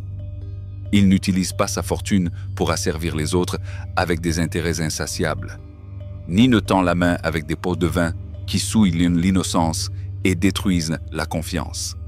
Celui qui marche avec ses vertus, comme un arbre planté près des eaux vives, ne sera jamais ébranlé par les tempêtes qui secouent les hommes sans racines. Son esprit est un refuge, sa vie est un phare dans la nuit de l'incertitude, et son cœur, un temple ouvert, qui accueille la paix à laquelle chaque homme aspire. Réflexion. Dans le profond silence où naît la sagesse, l'essence du véritable sanctuaire se révèle. Ce n'est pas un lieu, mais un état d'esprit. Le véritable sanctuaire, c'est le cœur humain lorsqu'il est revêtu de la lumière de l'intégrité et de la justice. Habiter la montagne sacrée ne signifie pas s'élever physiquement, mais plutôt s'élever au-dessus de la mesquinerie de l'ego. Cela signifie marcher avec le courage de celui qui n'a pas peur de perdre, car il sait que l'honnêteté et l'amour sont les seules ressources qui maintiennent l'âme libre. Lorsque les fondements de l'âme sont solides dans la vérité, aucune ombre ne peut altérer sa paix. Aucune tempête ne peut ébranler ceux qui ont bâti leur vie sur les fondations solides de la sincérité et de la bonté. Le gardien de la montagne. Imaginez un homme ou une femme marchant dans le calme de l'aube, le regard clair et l'âme intacte. Il avance non par peur, mais avec la force sereine de celui qui sait que son chemin est le bon. Il ne manque jamais à sa parole, même lorsque le monde s'écroule autour de lui. Il ne profite pas de la faiblesse des autres et ne cache pas la vérité derrière des masques de complaisance. Cet homme est le gardien invisible de la montagne sacrée. Sa seule présence est un chant d'espoir pour ceux qui sont perdus dans la confusion et la douleur. La promesse de l'âme. La promesse que les justes se font à eux-mêmes est la promesse que l'univers détient. Vivre sans duplicité, aimer sans mesure et agir avec justice sans attendre de récompense. Car quiconque s'accroche à ces vérités, même si le monde s'écroule, garde son sanctuaire intérieur intact. Il ne sera pas ébranlé par la trahison ou l'oubli, car il a trouvé un refuge qu'aucune tempête ne peut atteindre. Ainsi, la montagne sacrée devient un symbole de la paix à laquelle nous aspirons tous, un rappel éternel que la vraie force naît du respect, de la vérité et de la justice. Le chant du gardien de l'âme. Le pèlerin Samuel, fils de lumière, commence par dire « Garde-moi, ô source de vie, car en toi je place ma confiance. » Dans le profond silence de la nuit, quand tout semble immobile et que le monde devient une présence lointaine, l'âme exprime une vérité simple mais puissante. Tu es mon refuge, l'ancre invisible qui soutient mon esprit au milieu des tempêtes. Reconnais qu'en dehors de ton étreinte, il n'y a ni bien ni véritable espoir. Tout ce qui vaut la peine naît en toi, se nourrit de toi. Dans le silence de l'existence, contemplez les saints qui cheminent parmi les hommes. Ce sont ces êtres, à la fois délicats et forts, piliers invisibles qui soutiennent l'état, l'amour et la justice, gardiens silencieux qui entretiennent la flamme de la bonté. Ils sont la joie qui nourrit l'esprit et l'espoir, qui empêche le monde de sombrer dans le désespoir. Pourtant, en contraste avec cette pureté, ils voient ceux qui poursuivent d'autres dieux.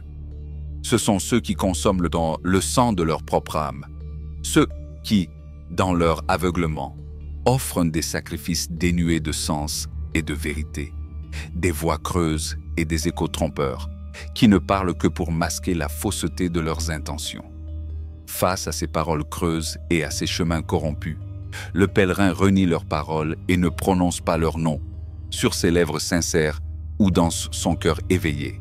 Le pèlerin confesse que le Seigneur essaie à sa part, la coupe qui remplit son âme est la limite certaine de son cheminement. Il lui a tracé des chemins de lumière, peints d'espoir et de sérénité, des chemins qui mènent à des lieux où le cœur peut se reposer. Il sait que son héritage est bon, un don qui surpasse toutes les richesses terrestres, et que sa vie est soutenue par cet héritage invisible qui lui offre sens et épanouissement. Bénissez le Maître qui le conseille, même lorsque l'obscurité enveloppe la nuit. Dans ces instants de silence et de solitude, sa voix intérieure murmure sagesse et conseil.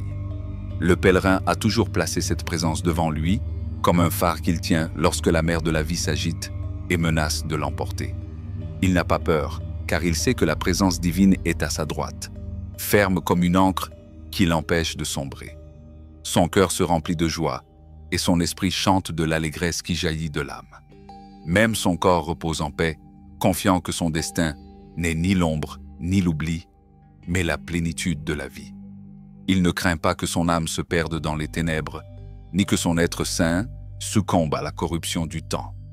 Il est seul et certain que lui sera montré le chemin de la vie, un chemin où la joie est totale, et où, à la droite de la présence divine, se trouvent des plaisirs sans fin ni déclin.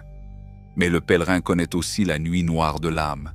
Il se demande combien de temps encore le mystère éternel dissimulera sa face. Combien de temps encore son esprit demeurera dans l'ombre. Son cœur s'emplit de chagrin et de tristesse qui l'assaillent chaque jour. Ses ennemis s'exaltent et se vantant de leur victoire sur lui, mais lui implore la lumière pour dissiper ses ténèbres. Écoute, ô source de son être, et écoute sa supplication sincère. Il ne veut pas s'endormir du sommeil de la mort, ni voir ses ennemis se réjouir. C'est pourquoi il bénit même ceux qui le troublent, car il sait qu'au cœur de l'affliction, sa confiance repose sur la miséricorde qui sauve et soutient. Son cœur bondit de joie à la vue du salut qu'il a reçu, et sa voix chante vers les cieux parce qu'il a été traité avec bonté et abondance. Dans les moments de danger imminent, lorsque les eaux tumultueuses l'encerclent et que le désespoir menace d'éteindre sa lumière, le pèlerin tourne son regard vers le rocher éternel, la forteresse imprenable. Cette présence divine est son bouclier, la corne qui annonce le salut, le refuge où son esprit trouve un repos sûr. Lorsque la peur tente de l'étouffer, il crie avec ferveur, et la réponse survient comme un tremblement de terre, une secousse dans les fondations du monde devant la juste colère de la vérité. Du feu qui brûle dans le souffle divin naissent en d'épais nuages, une ombre protectrice qui couvre le ciel.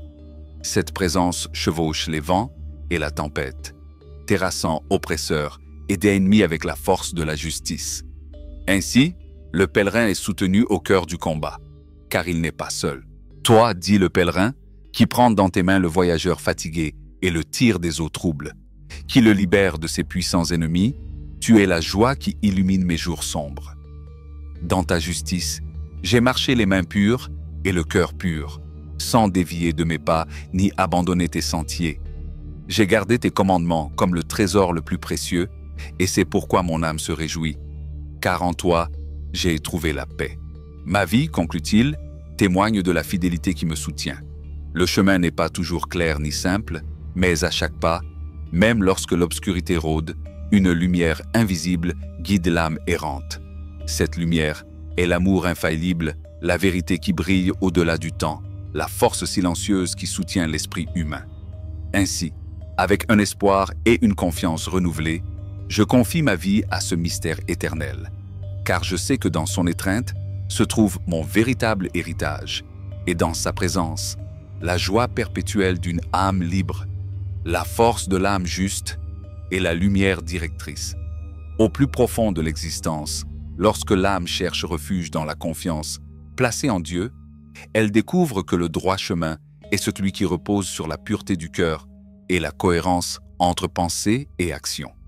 Ainsi, il est dit que quiconque se détourne des ténèbres de l'iniquité reçoit une juste récompense, non par son propre mérite, mais par la grâce qui découle d'un engagement indéfectible envers la vérité et l'intégrité. C'est dans le regard du Créateur que la justice brille, et dans son jugement, la miséricorde est manifestée à ceux qui marchent sans reproche. La rencontre avec la divinité révèle que chaque âme se reflète dans sa façon de répondre à la lumière intérieure. À ceux qui agissent avec pureté, le Tout-Puissant se révèle entier et juste. À ceux qui sont honnêtes d'esprit, sa présence est franche et claire. Mais à ceux qui choisissent la ruse pour déformer le destin, la divinité répond par la ruse pour contrer l'ombre qu'ils projettent. Ainsi, l'humilité est préservée, tandis que l'arrogance est atténuée, car seuls ceux qui se prosternent avec sincérité peuvent allumer la lampe de leur âme et marcher dans la clarté, sans craindre les ombres qui les guettent. C'est le Seigneur qui allume la lumière qui dissipe les ténèbres de l'esprit, et par sa force, l'homme peut affronter des armées entières, surmonter des murs infranchissables et conquérir les plus hautes sphères de l'esprit. Cette puissance n'est pas seulement physique, mais une domination intérieure, une impulsion qui renforce chaque pas et apprend à affronter le combat avec les armes que la justice accorde. Les bras, forts comme des arcs de bronze, sont guidés par la main invisible qui tient le bouclier du salut, cette protection issue d'une foi inébranlable. Le chemin s'élargit sous les pieds de ceux qui ont pleinement confiance, évitant de trébucher et demeurant fermes face à l'adversité. Dans la poursuite de leurs ennemis, dans la lutte constante contre l'injustice, il n'y a ni retour en arrière, ni répit, tant que le mal n'est pas vaincu. Les blessures qu'il inflige sont permanentes, empêchant toute résurgence du mal dans leur vie. La force ainsi accordée leur permet de soumettre ceux qui se dressent contre eux, transformant l'inimitié en poussière dispersée par le vent, incapable d'élever la voix ou d'appeler un sauveur, car seul demeure le silence qui précède la défaite. La délivrance survient au milieu des conflits avec des multitudes hostiles, et celui qui était persécuté devient un chef parmi les nations. Des peuples inconnus entendent son nom et se soumettent avec respect, conscients de la puissance qu'il dégage. Les étrangers disparaissent abandonnant leur cachette par peur, car la présence du juste est comme une tempête qui désarme l'arrogance et dissout la résistance. Le Seigneur est vivant, il est le refuge et le rocher inébranlable, le Dieu qui sauve et élève son serviteur. Dans la juste vengeance, dans la défaite des peuples oppresseurs, se révèle la gloire de celui qui soutient les justes. Il est celui qui les élève au-dessus de leurs ennemis, qui détourne la violence de leur chemin et assure la victoire par sa miséricorde. C'est pourquoi les cœurs reconnaissants chantent en des chants de louange, répandant leur gratitude parmi les peuples et proclamant la grandeur de celui qui accorde la délivrance. Sa miséricorde s'étend non seulement au présent, mais se perpétue pour les générations futures, tel un héritage éternel d'amour et de justice. Dans le vaste ciel, la création elle-même proclame la majesté du Créateur. Le firmament, avec sa splendeur infinie, révèle l'œuvre de ses mains. Chaque jour raconte l'histoire de la vie, chaque nuit apporte une sagesse cachée. Il n'est pas de langue qui n'entende sa voix, ni de recoin du monde où son message ne parvienne. Le soleil, symbole de vigueur et de renouveau, se lève avec la force d'un époux sortant de sa chambre, joyeux et puissant, prêt à parcourir le ciel, illuminant tout sur son passage sans dissimuler sa chaleur. La loi du Seigneur est parfaite, capable de transformer l'âme et de guider l'innocent vers la sagesse. Ses décrets sont justes, réjouissant le cœur et éclairant les yeux. La crainte respectueuse du Seigneur signifie pureté, endurance et justice dans toute son intégrité. Ces commandements valent plus que l'or fin et le miel doux. Ils sont des conseils précieux qui avertissent et protègent. Ceux qui les observent reçoivent une grande récompense, car ils guident l'homme pour éviter les erreurs et purifier l'âme des défauts cachés. C'est au plus profond de la conscience que se reconnaissent les défauts invisibles, ces erreurs que l'âme se cache à elle-même. Par conséquent, la supplication pour la purification intérieure est un acte d'humilité et d'abandon, un appel à se préserver des péchés audacieux qui dominent le cœur et entraînent l'esprit vers les ténèbres. Ce n'est qu'ainsi que l'on peut marcher sans culpabilité, libéré des grandes transgressions et avancer sur le chemin de l'innocence. Cette expérience spirituelle est un cheminement continu, une lutte constante pour demeurer dans la pureté et la vérité, un engagement qui exige force et abandon total. La force naît de la reconnaissance que le pouvoir n'est pas seulement le sien, mais un don reçu pour affronter les épreuves du monde. Triompher des ennemis extérieurs, c'est aussi triompher des ombres intérieures qui menacent de faire dérailler notre chemin. La confiance en Dieu est le roc solide qui soutient l'âme, le bouclier qui protège des attaques et la lumière qui guide dans les ténèbres. C'est dans cette foi que l'on trouve le courage de franchir des murs apparemment insurmontables, d'avancer sans peur et de tenir bon quand tout semble s'effondrer. La leçon est claire. La victoire ne s'obtient pas seulement par la force physique, mais aussi par la sagesse qui naît de l'abandon et de l'obéissance au plan divin. Ainsi, le chemin s'élargit sous les pieds des fidèles et leurs ennemis tombent à leurs pieds, vaincus et impuissants à se relever. La justice se manifeste pleinement lorsque les humbles sont protégés et les orgueilleux humiliés. L'appel est à vivre avec intégrité, à marcher dans la lumière et à faire confiance à la protection et à la direction de celui qui soutient la création. En fin de compte, la création elle-même devient un témoignage vivant de la puissance et de la gloire du Seigneur. Du soleil qui poursuit sa course dans la joie à la loi qui illumine l'âme, tout évoque un dessein plus grand, un ordre qui transcende l'entendement humain et un amour qui soutient l'univers. Telle est l'invitation à ceux qui désirent de vivre dans la vérité et la justice. Écoutez la voix du ciel, marchez dans la lumière et trouvez dans le Seigneur la source inépuisable de force, d'espérance et de salut. La force résurgente, prière de confiance et de puissance. Dans le profond silence de l'âme, où la vérité se mêle au murmure du vent, j'élève mes pensées vers toi, ô force éternelle, source de toute renaissance. Que les mots qui jaillissent de mes lèvres et les méditations qui habitent les recoins secrets de mon cœur soient agréables en ta présence, car en toi je trouve la force qui me soutient et le Rédempteur qui me guide dans les ténèbres. Le jour où la tempête menace de briser mes rêves, j'invoque ton nom, celui qui résonne avec une force inébranlable dans la mémoire sacrée de Jacob.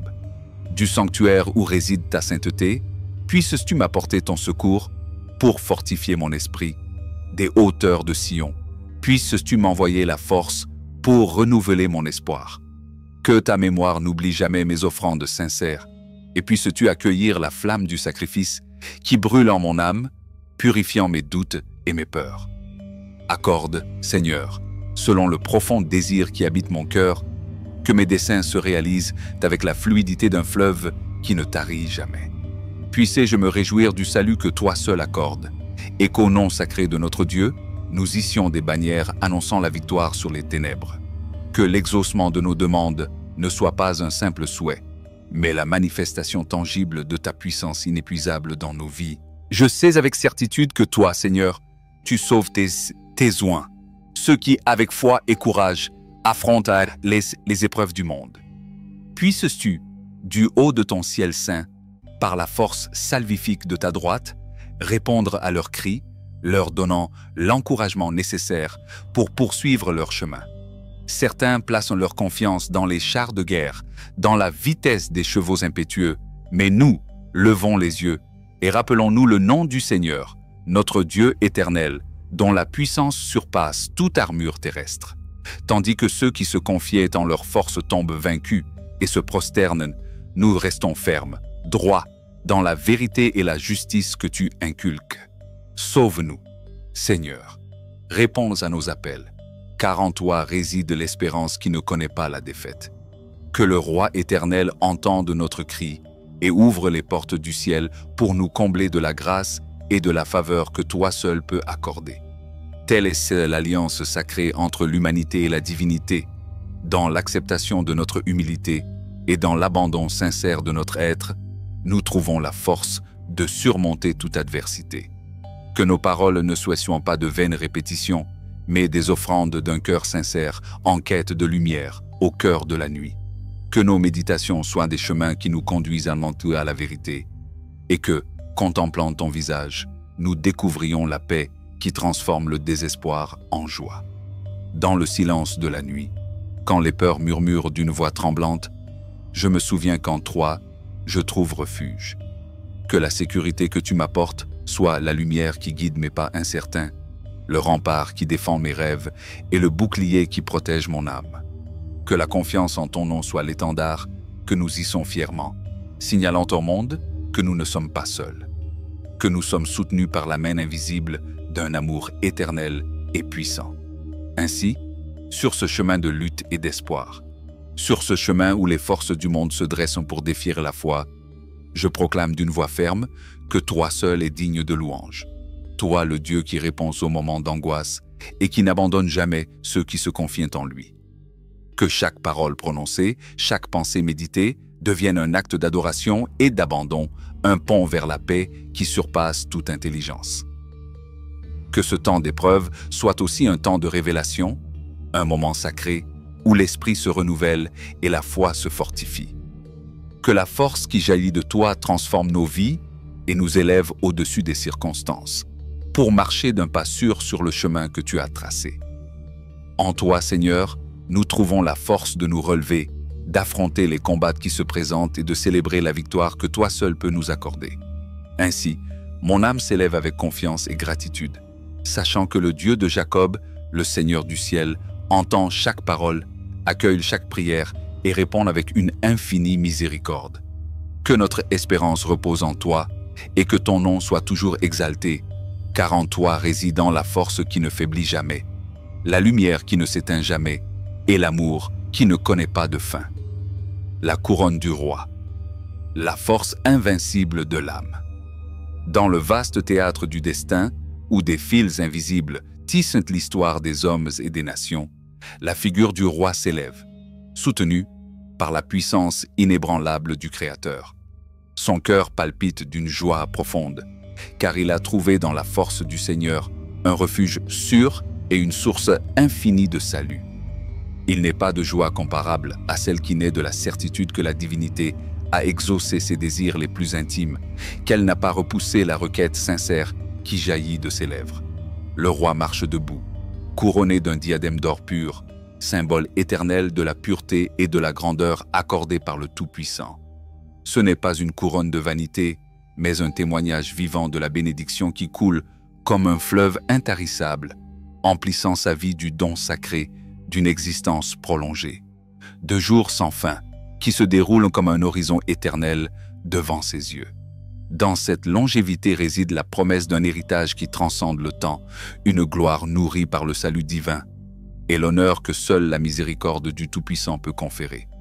Le roi est rempli de joie, une jubilation qu'on ne peut cacher ni taire, car la présence du Seigneur est son compagnon constant, la lumière qui dissipe toute ombre et la paix qui apaise toute tempête.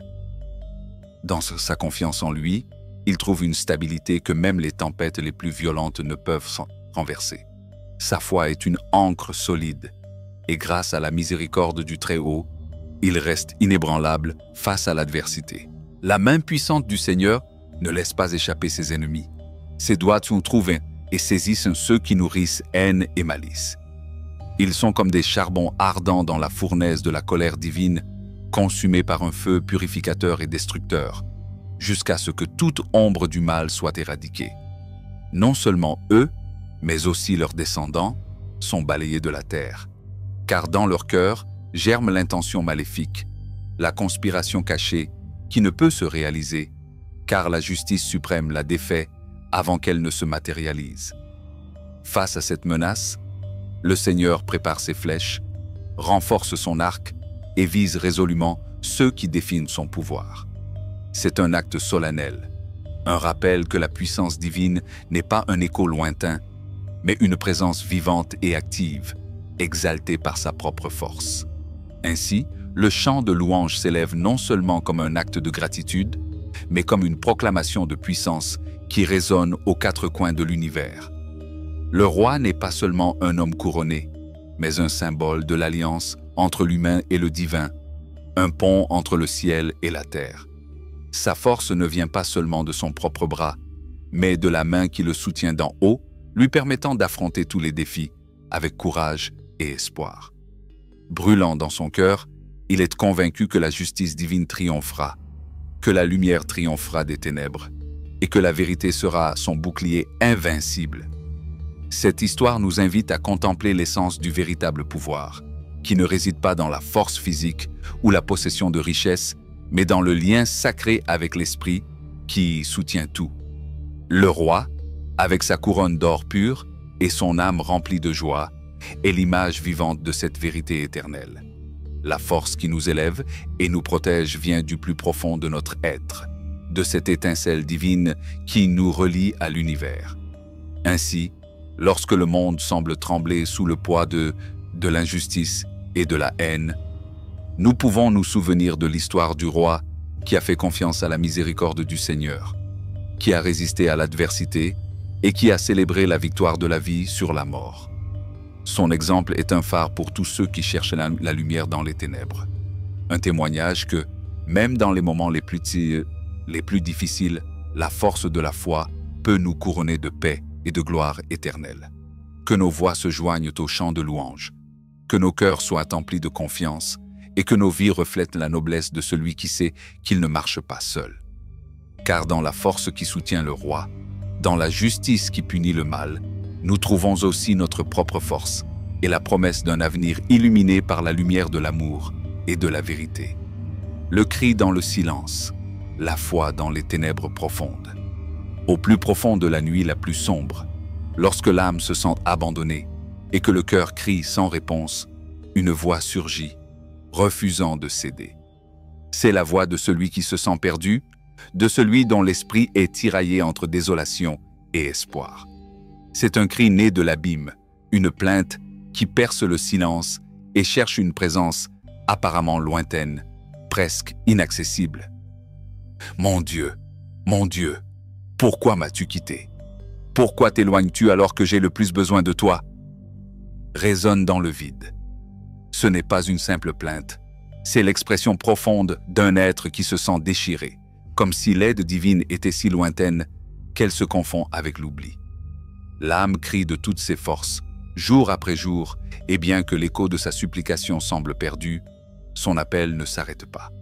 Ce cri naît d'une expérience ancienne, aussi profonde que le temps lui-même, car celui qui crie se souvient de ses ancêtres, de ceux qui ont eu confiance dans le Seigneur et ont été sauvés.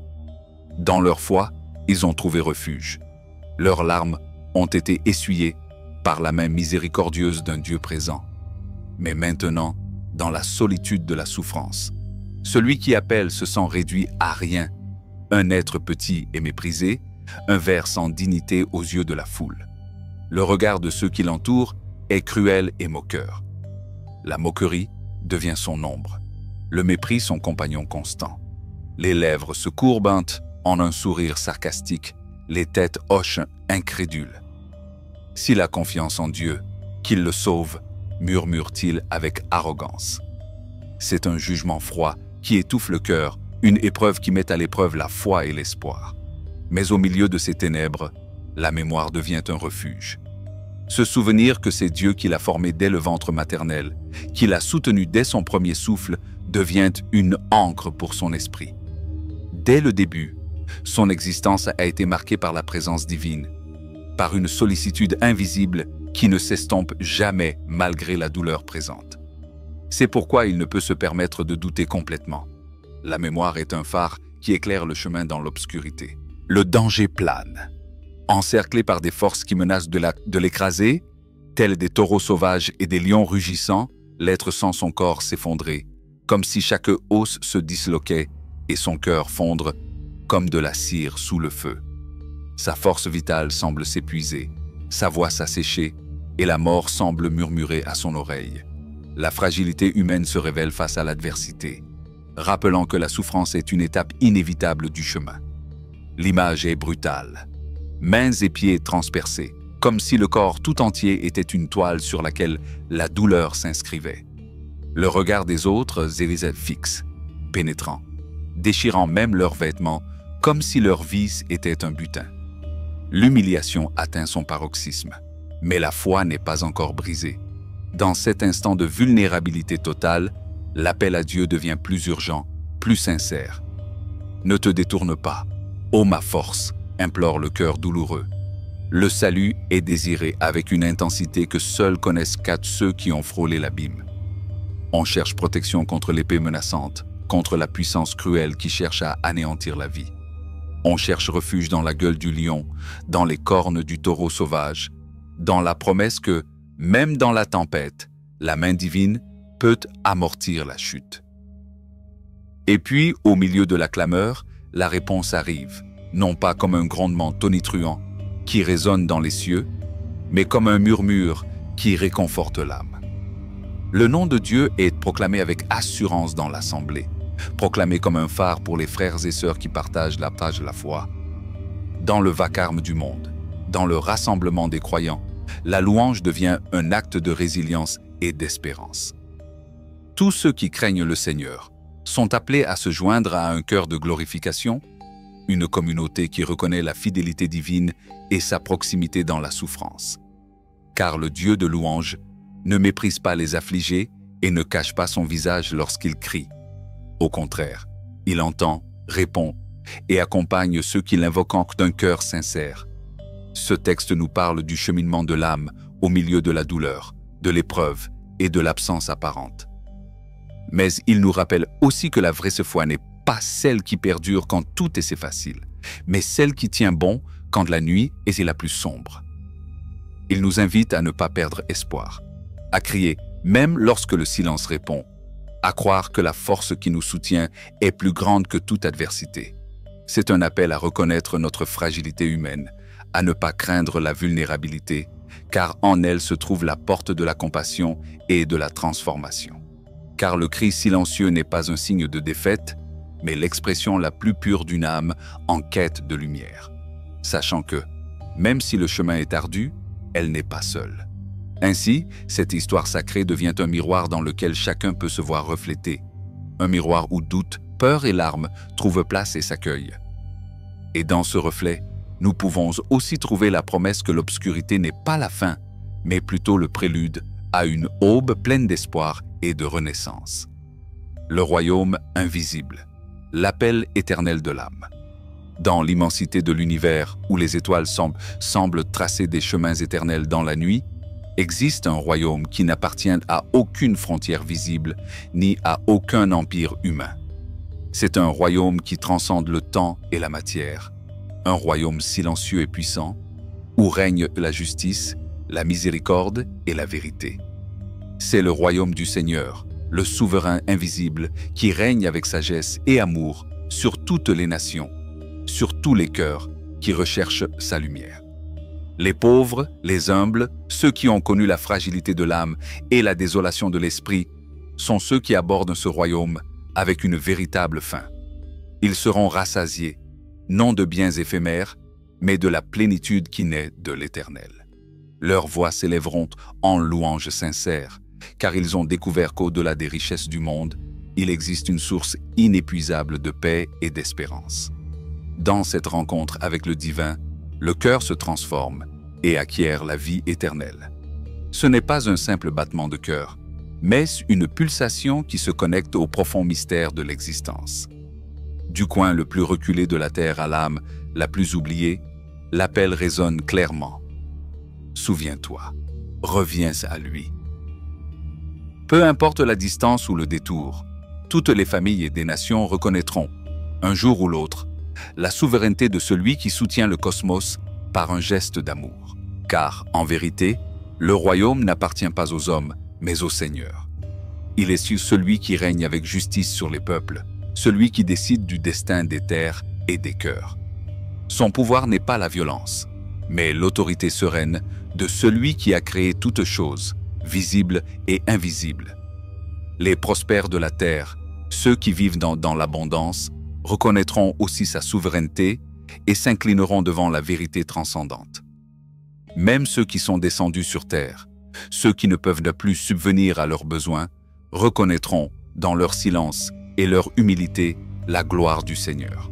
Leurs descendants, les générations futures, témoigneront de ses œuvres et proclameront la justice divine à ceux qui ne sont pas encore nés. Ainsi se perpétue le témoignage, la mémoire sacrée, qui unit passé, présent et futur dans un seul champ de gratitude et de révérence. Au cœur de cette vaste vision, un murmure familier surgit, la voix du berger qui guide avec tendresse et fermeté. Le Seigneur est mon berger, je ne manquerai de rien, dit l'âme confiante. Là où règne la protection divine, rien ne manque. Dans les verts pâturages de l'espoir, l'âme se repose, trouvant le repos près des eaux paisibles qui renouvellent son esprit. La restauration n'est pas seulement physique, mais un profond renouvellement de l'être qui retrouve sa véritable essence. Marcher sur les sentiers de la justice ne signifie pas l'absence d'ombre ni de danger, mais la certitude de ne pas être seul dans la sombre vallée. La présence du berger réconforte. Sa houlette et son bâton offrent la sécurité. Au milieu des ennemis, une table s'est dressée, un banquet de paix qui défie l'adversité. L'onction que reçoit l'âme est signe de bénédiction et d'abondance, un vase débordant de bonté et de miséricorde. Cette expérience de soins et de protection devient un chemin de vie qui s'étend au-delà du temps, une promesse de demeure éternelle dans la maison du Seigneur. Ce n'est pas un lieu physique, mais un état de communion, un espace où l'âme se sent en sécurité et aimée au-delà des vicissitudes du monde. Le monde entier appartient au Seigneur, avec toute sa plénitude et sa diversité. Ceux qui l'habitent avec leurs visages et leurs cultures infinies font partie de cette création soutenue par la main divine. Les fondations de cette terre sont solides, reposant sur les eaux, symbole de vie et d'inexplicable, du mystère qui soutient le visible. Gravir la montagne du Seigneur, entrer dans son lieu saint, est une invitation à la pureté du cœur et à l'intégrité de l'être. Ce privilège n'est pas réservé à n'importe qui, mais à ceux qui ont les mains pures et le cœur sincère, qui n'adorent pas et n'adorent pas les idoles et ne vivent pas dans la tromperie. Cette pureté est récompensée par les bénédictions et la justice, don du Dieu qui sauve et transforme. Ainsi se forme la génération de ceux qui cherchent sa face, ceux qui aspirent à la vérité que seul le Seigneur peut donner. Ils sont appelés à lever la tête, à ouvrir les portes éternelles, afin que le roi de gloire puisse entrer. Qui est ce roi? Il est le Seigneur, fort et puissant, invincible au combat, le souverain qui se révèle dans sa majesté. Cet appel à l'ouverture et à l'accueil du roi de gloire n'est pas passager, mais éternel. Les portes qui s'ouvrent sont celles d'un cœur prêt à accueillir la force et l'amour de celui qui règne sur l'univers. Le Seigneur des armées est le roi glorieux, celui dont la présence transforme la peur en confiance, les ténèbres en lumière. Au cœur de cette réalité transcendante, l'âme s'élève avec confiance. « Seigneur, j'élève mon âme vers toi », dit-elle avec sincérité. C'est un acte d'abandon, une confiance totale, en celui qui soutient chaque fibre de notre être. Dans cet abandon, il n'y a pas de place pour la honte ou la peur, car la confiance en le Seigneur est un bouclier et un refuge. Ce voyage de l'âme, de la fragilité humaine à la plénitude divine, est un chemin que nous pouvons tous suivre. C'est un appel à l'espérance, à reconnaître qu'au milieu de l'incertitude et de la complexité de la vie, il existe une présence qui ne fait jamais défaut. Il nous invite à vivre avec foi, à chercher avec humilité, à faire confiance avec courage. Car le royaume invisible est toujours présent, attendant que nous ouvrions les portes de notre être pour recevoir sa lumière. Et lorsque nous le faisons, la vie est transformée, la joie naît, et l'âme trouve le repos éternel. Le chemin de l'espoir, une voie dans l'obscurité. Que mes ennemis ne se réjouissent pas à mon sujet, et que l'ombre du triomphe de ceux qui guettent ma chute n'obscurcisse pas la lumière qui m'habite.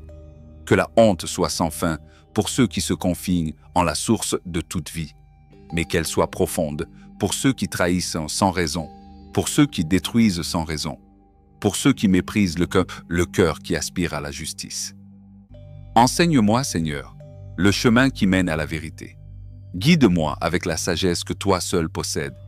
Apprends-moi à marcher dans tes voies, non pas comme quelqu'un qui erre sans but, mais comme quelqu'un qui sait que chaque pas est une prière, chaque choix une manifestation de foi. Montre-moi la vérité qui libère, le chemin qui transforme et mène au salut que toi seul peux offrir. Je place mon espoir en toi, jour et nuit, dans la lumière comme dans l'ombre. Car je sais que tu es le Dieu qui sauve, le rocher solide au milieu de la mer agitée. N'oublie pas, Seigneur, ta tendre miséricorde, cet amour ancien qui ne faillit jamais. Ne te souviens pas de mes erreurs de jeunesse, ni des transgressions qui ont obscurci mon âme, mais souviens-toi de moi avec bonté, pour l'amour pur que tu es, car tu es bon et juste, Seigneur. Tu enseignes ceux qui sont égarés, tu guides les humbles sur le droit chemin. À ceux qui connaissent leur faiblesse, tu fais preuve de justice et tu leur tiens la main pour qu'ils ne trébuchent pas. Tes sentiers sont tissés de miséricorde et de vérité pour ceux qui gardent ton alliance et honorent tes paroles. Par ton nom, pardonne la profondeur de ma faute, car elle est immense et pèse sur moi comme une ombre. Qui craint l'Éternel? Tu lui montres le chemin à suivre, et il vivra dans la prospérité. Sa descendance héritera de la terre promise, d'un héritage de foi et d'espérance. Le mystère du Seigneur est révélé à ceux qui le craignent avec respect et amour sincère. Il leur révèle son alliance, ses promesses éternelles, celles que le temps ne peut effacer, ni les tempêtes de la vie obscurcir. Mes yeux sont toujours fixés sur toi, car je sais que tu me délivreras des pièges cachés dans l'ombre. Tourne-toi vers moi avec compassion, Seigneur, et ne m'abandonne pas dans mon impuissance. Mon âme est affligée, mon cœur est comme une mer agitée, où l'angoisse et la douleur grandissent. Sors-moi de mes afflictions, regarde ma souffrance et pardonne mes péchés, qui pèsent sur moi comme des chaînes invisibles. Regarde mes ennemis, nombreux et cruels, qui me haïssent d'une haine injuste. Protège-moi, garde mon âme et délivre-moi de leurs pièges. Que ma confiance en toi ne soit pas une honte, mais que l'intégrité et la droiture soient le bouclier qui me protège dans mon espérance en toi. Délivre Israël, ô Dieu, de toutes ses détresses. Car en toi nous mettons notre confiance, car en toi nous trouvons un refuge. Le jugement de l'âme, la lumière qui ne s'éteint pas. Écoute ma voix, ô divine justice, car j'ai marché dans l'intégrité. Je me confie au Seigneur, et c'est pourquoi je ne tomberai pas. Examine-moi, ô Dieu, scrute mon cœur et mes pensées. En toi je trouve toujours la bonté qui me soutient, et c'est pourquoi j'ai marché dans ta vérité, me détournant des mensonges qui corrompent l'âme. Je ne me suis pas assis avec ceux qui adorent de fausses idoles, ni avec les hypocrites. J'ai haï l'assemblée des méchants et refusé de m'asseoir avec ceux qui semèrent le mal. Mes mains sont lavées dans l'innocence, et je m'approche de l'autel du Seigneur avec un cœur pur. Je veux proclamer d'une voix pleine de gratitude toutes les merveilles que tu as accomplies dans ma vie. J'aime le lieu où réside ta présence, le lieu où ta gloire brille comme un phare dans les ténèbres. Ne permets pas que mon âme soit unie aux pécheurs, ni que ma vie soit liée à des mains souillées par la tromperie et la corruption. Mais moi, Seigneur, je marcherai dans l'intégrité. Aie pitié de moi, rachète-moi, soutiens mes pas dans l'assemblée des justes. Là, je bénirai l'Éternel, mon rocher et ma forteresse. Lumière dans les ténèbres, une confiance inébranlable. L'Éternel est ma lumière et mon salut. De qui aurais-je peur? Quand les ténèbres s'accumulent et que les ennemis guettent mon âme, je ne céderai pas, car il est la force qui soutient ma vie.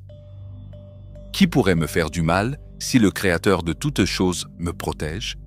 Si des armées s'élèvent contre moi, je n'aurai aucune crainte. Si la guerre fait rage autour de moi, mon cœur restera ferme. Une chose est celle que je désire et que je recherche de tout mon cœur, habiter la maison de l'Éternel tous les jours de ma vie. J'aspire à contempler la beauté du Seigneur, à m'immerger dans les profondeurs de sa présence, à le chercher dans son temple sacré. Dans les moments difficiles, il sera mon refuge, me cachant dans le secret de sa demeure, me protégeant comme un berger protège ses brebis. Il m'élèvera au-dessus des rochers les plus élevés, il élèvera ma tête au-dessus de mes ennemis. C'est pourquoi j'offrirai avec joie des sacrifices de joie, je chanterai. Et je chanterai pour mon Dieu, car il est ma force, mon espérance inébranlable. Une prière dans la nuit. Le cri de l'âme. Écoute Seigneur, quand je crie, ne détourne pas ton oreille de ma supplication. Aie pitié et réponds à la voix qui t'appelle du plus profond de mon cœur. Ne laisse pas les ténèbres anéantir mon espoir, mais que ta lumière soit le phare qui guide mon âme vers la paix. Sur ce chemin d'épreuves et de tribulations, sur ce chemin où la foi se forge au creuset de la souffrance, je m'accroche à ta promesse, à ton amour inconditionnel qui ne faillit jamais. Car je sais que même dans les nuits les plus sombres, ta lumière brille plus fort, illuminant chaque recoin où le désespoir se réfugie. C'est l'histoire éternelle d'une âme qui fait confiance à la miséricorde divine, qui recherche la vérité et marche avec humilité. Un hymne à l'espoir et à la puissance de l'amour, qui n'abandonne jamais, qui rachète et transforme. Un voyage vers la lumière, qui se trouve au-delà de toute peur et de tout malheur, vers la paix que seul le Seigneur peut offrir. Merci d'avoir lu jusqu'ici.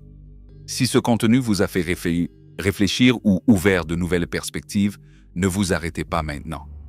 Le premier lien dans la description vous donne accès à bien plus de ressources pour continuer à grandir, apprendre et appliquer vos connaissances. À bientôt pour la prochaine vidéo, mais n'oubliez pas, votre transformation commence par l'action.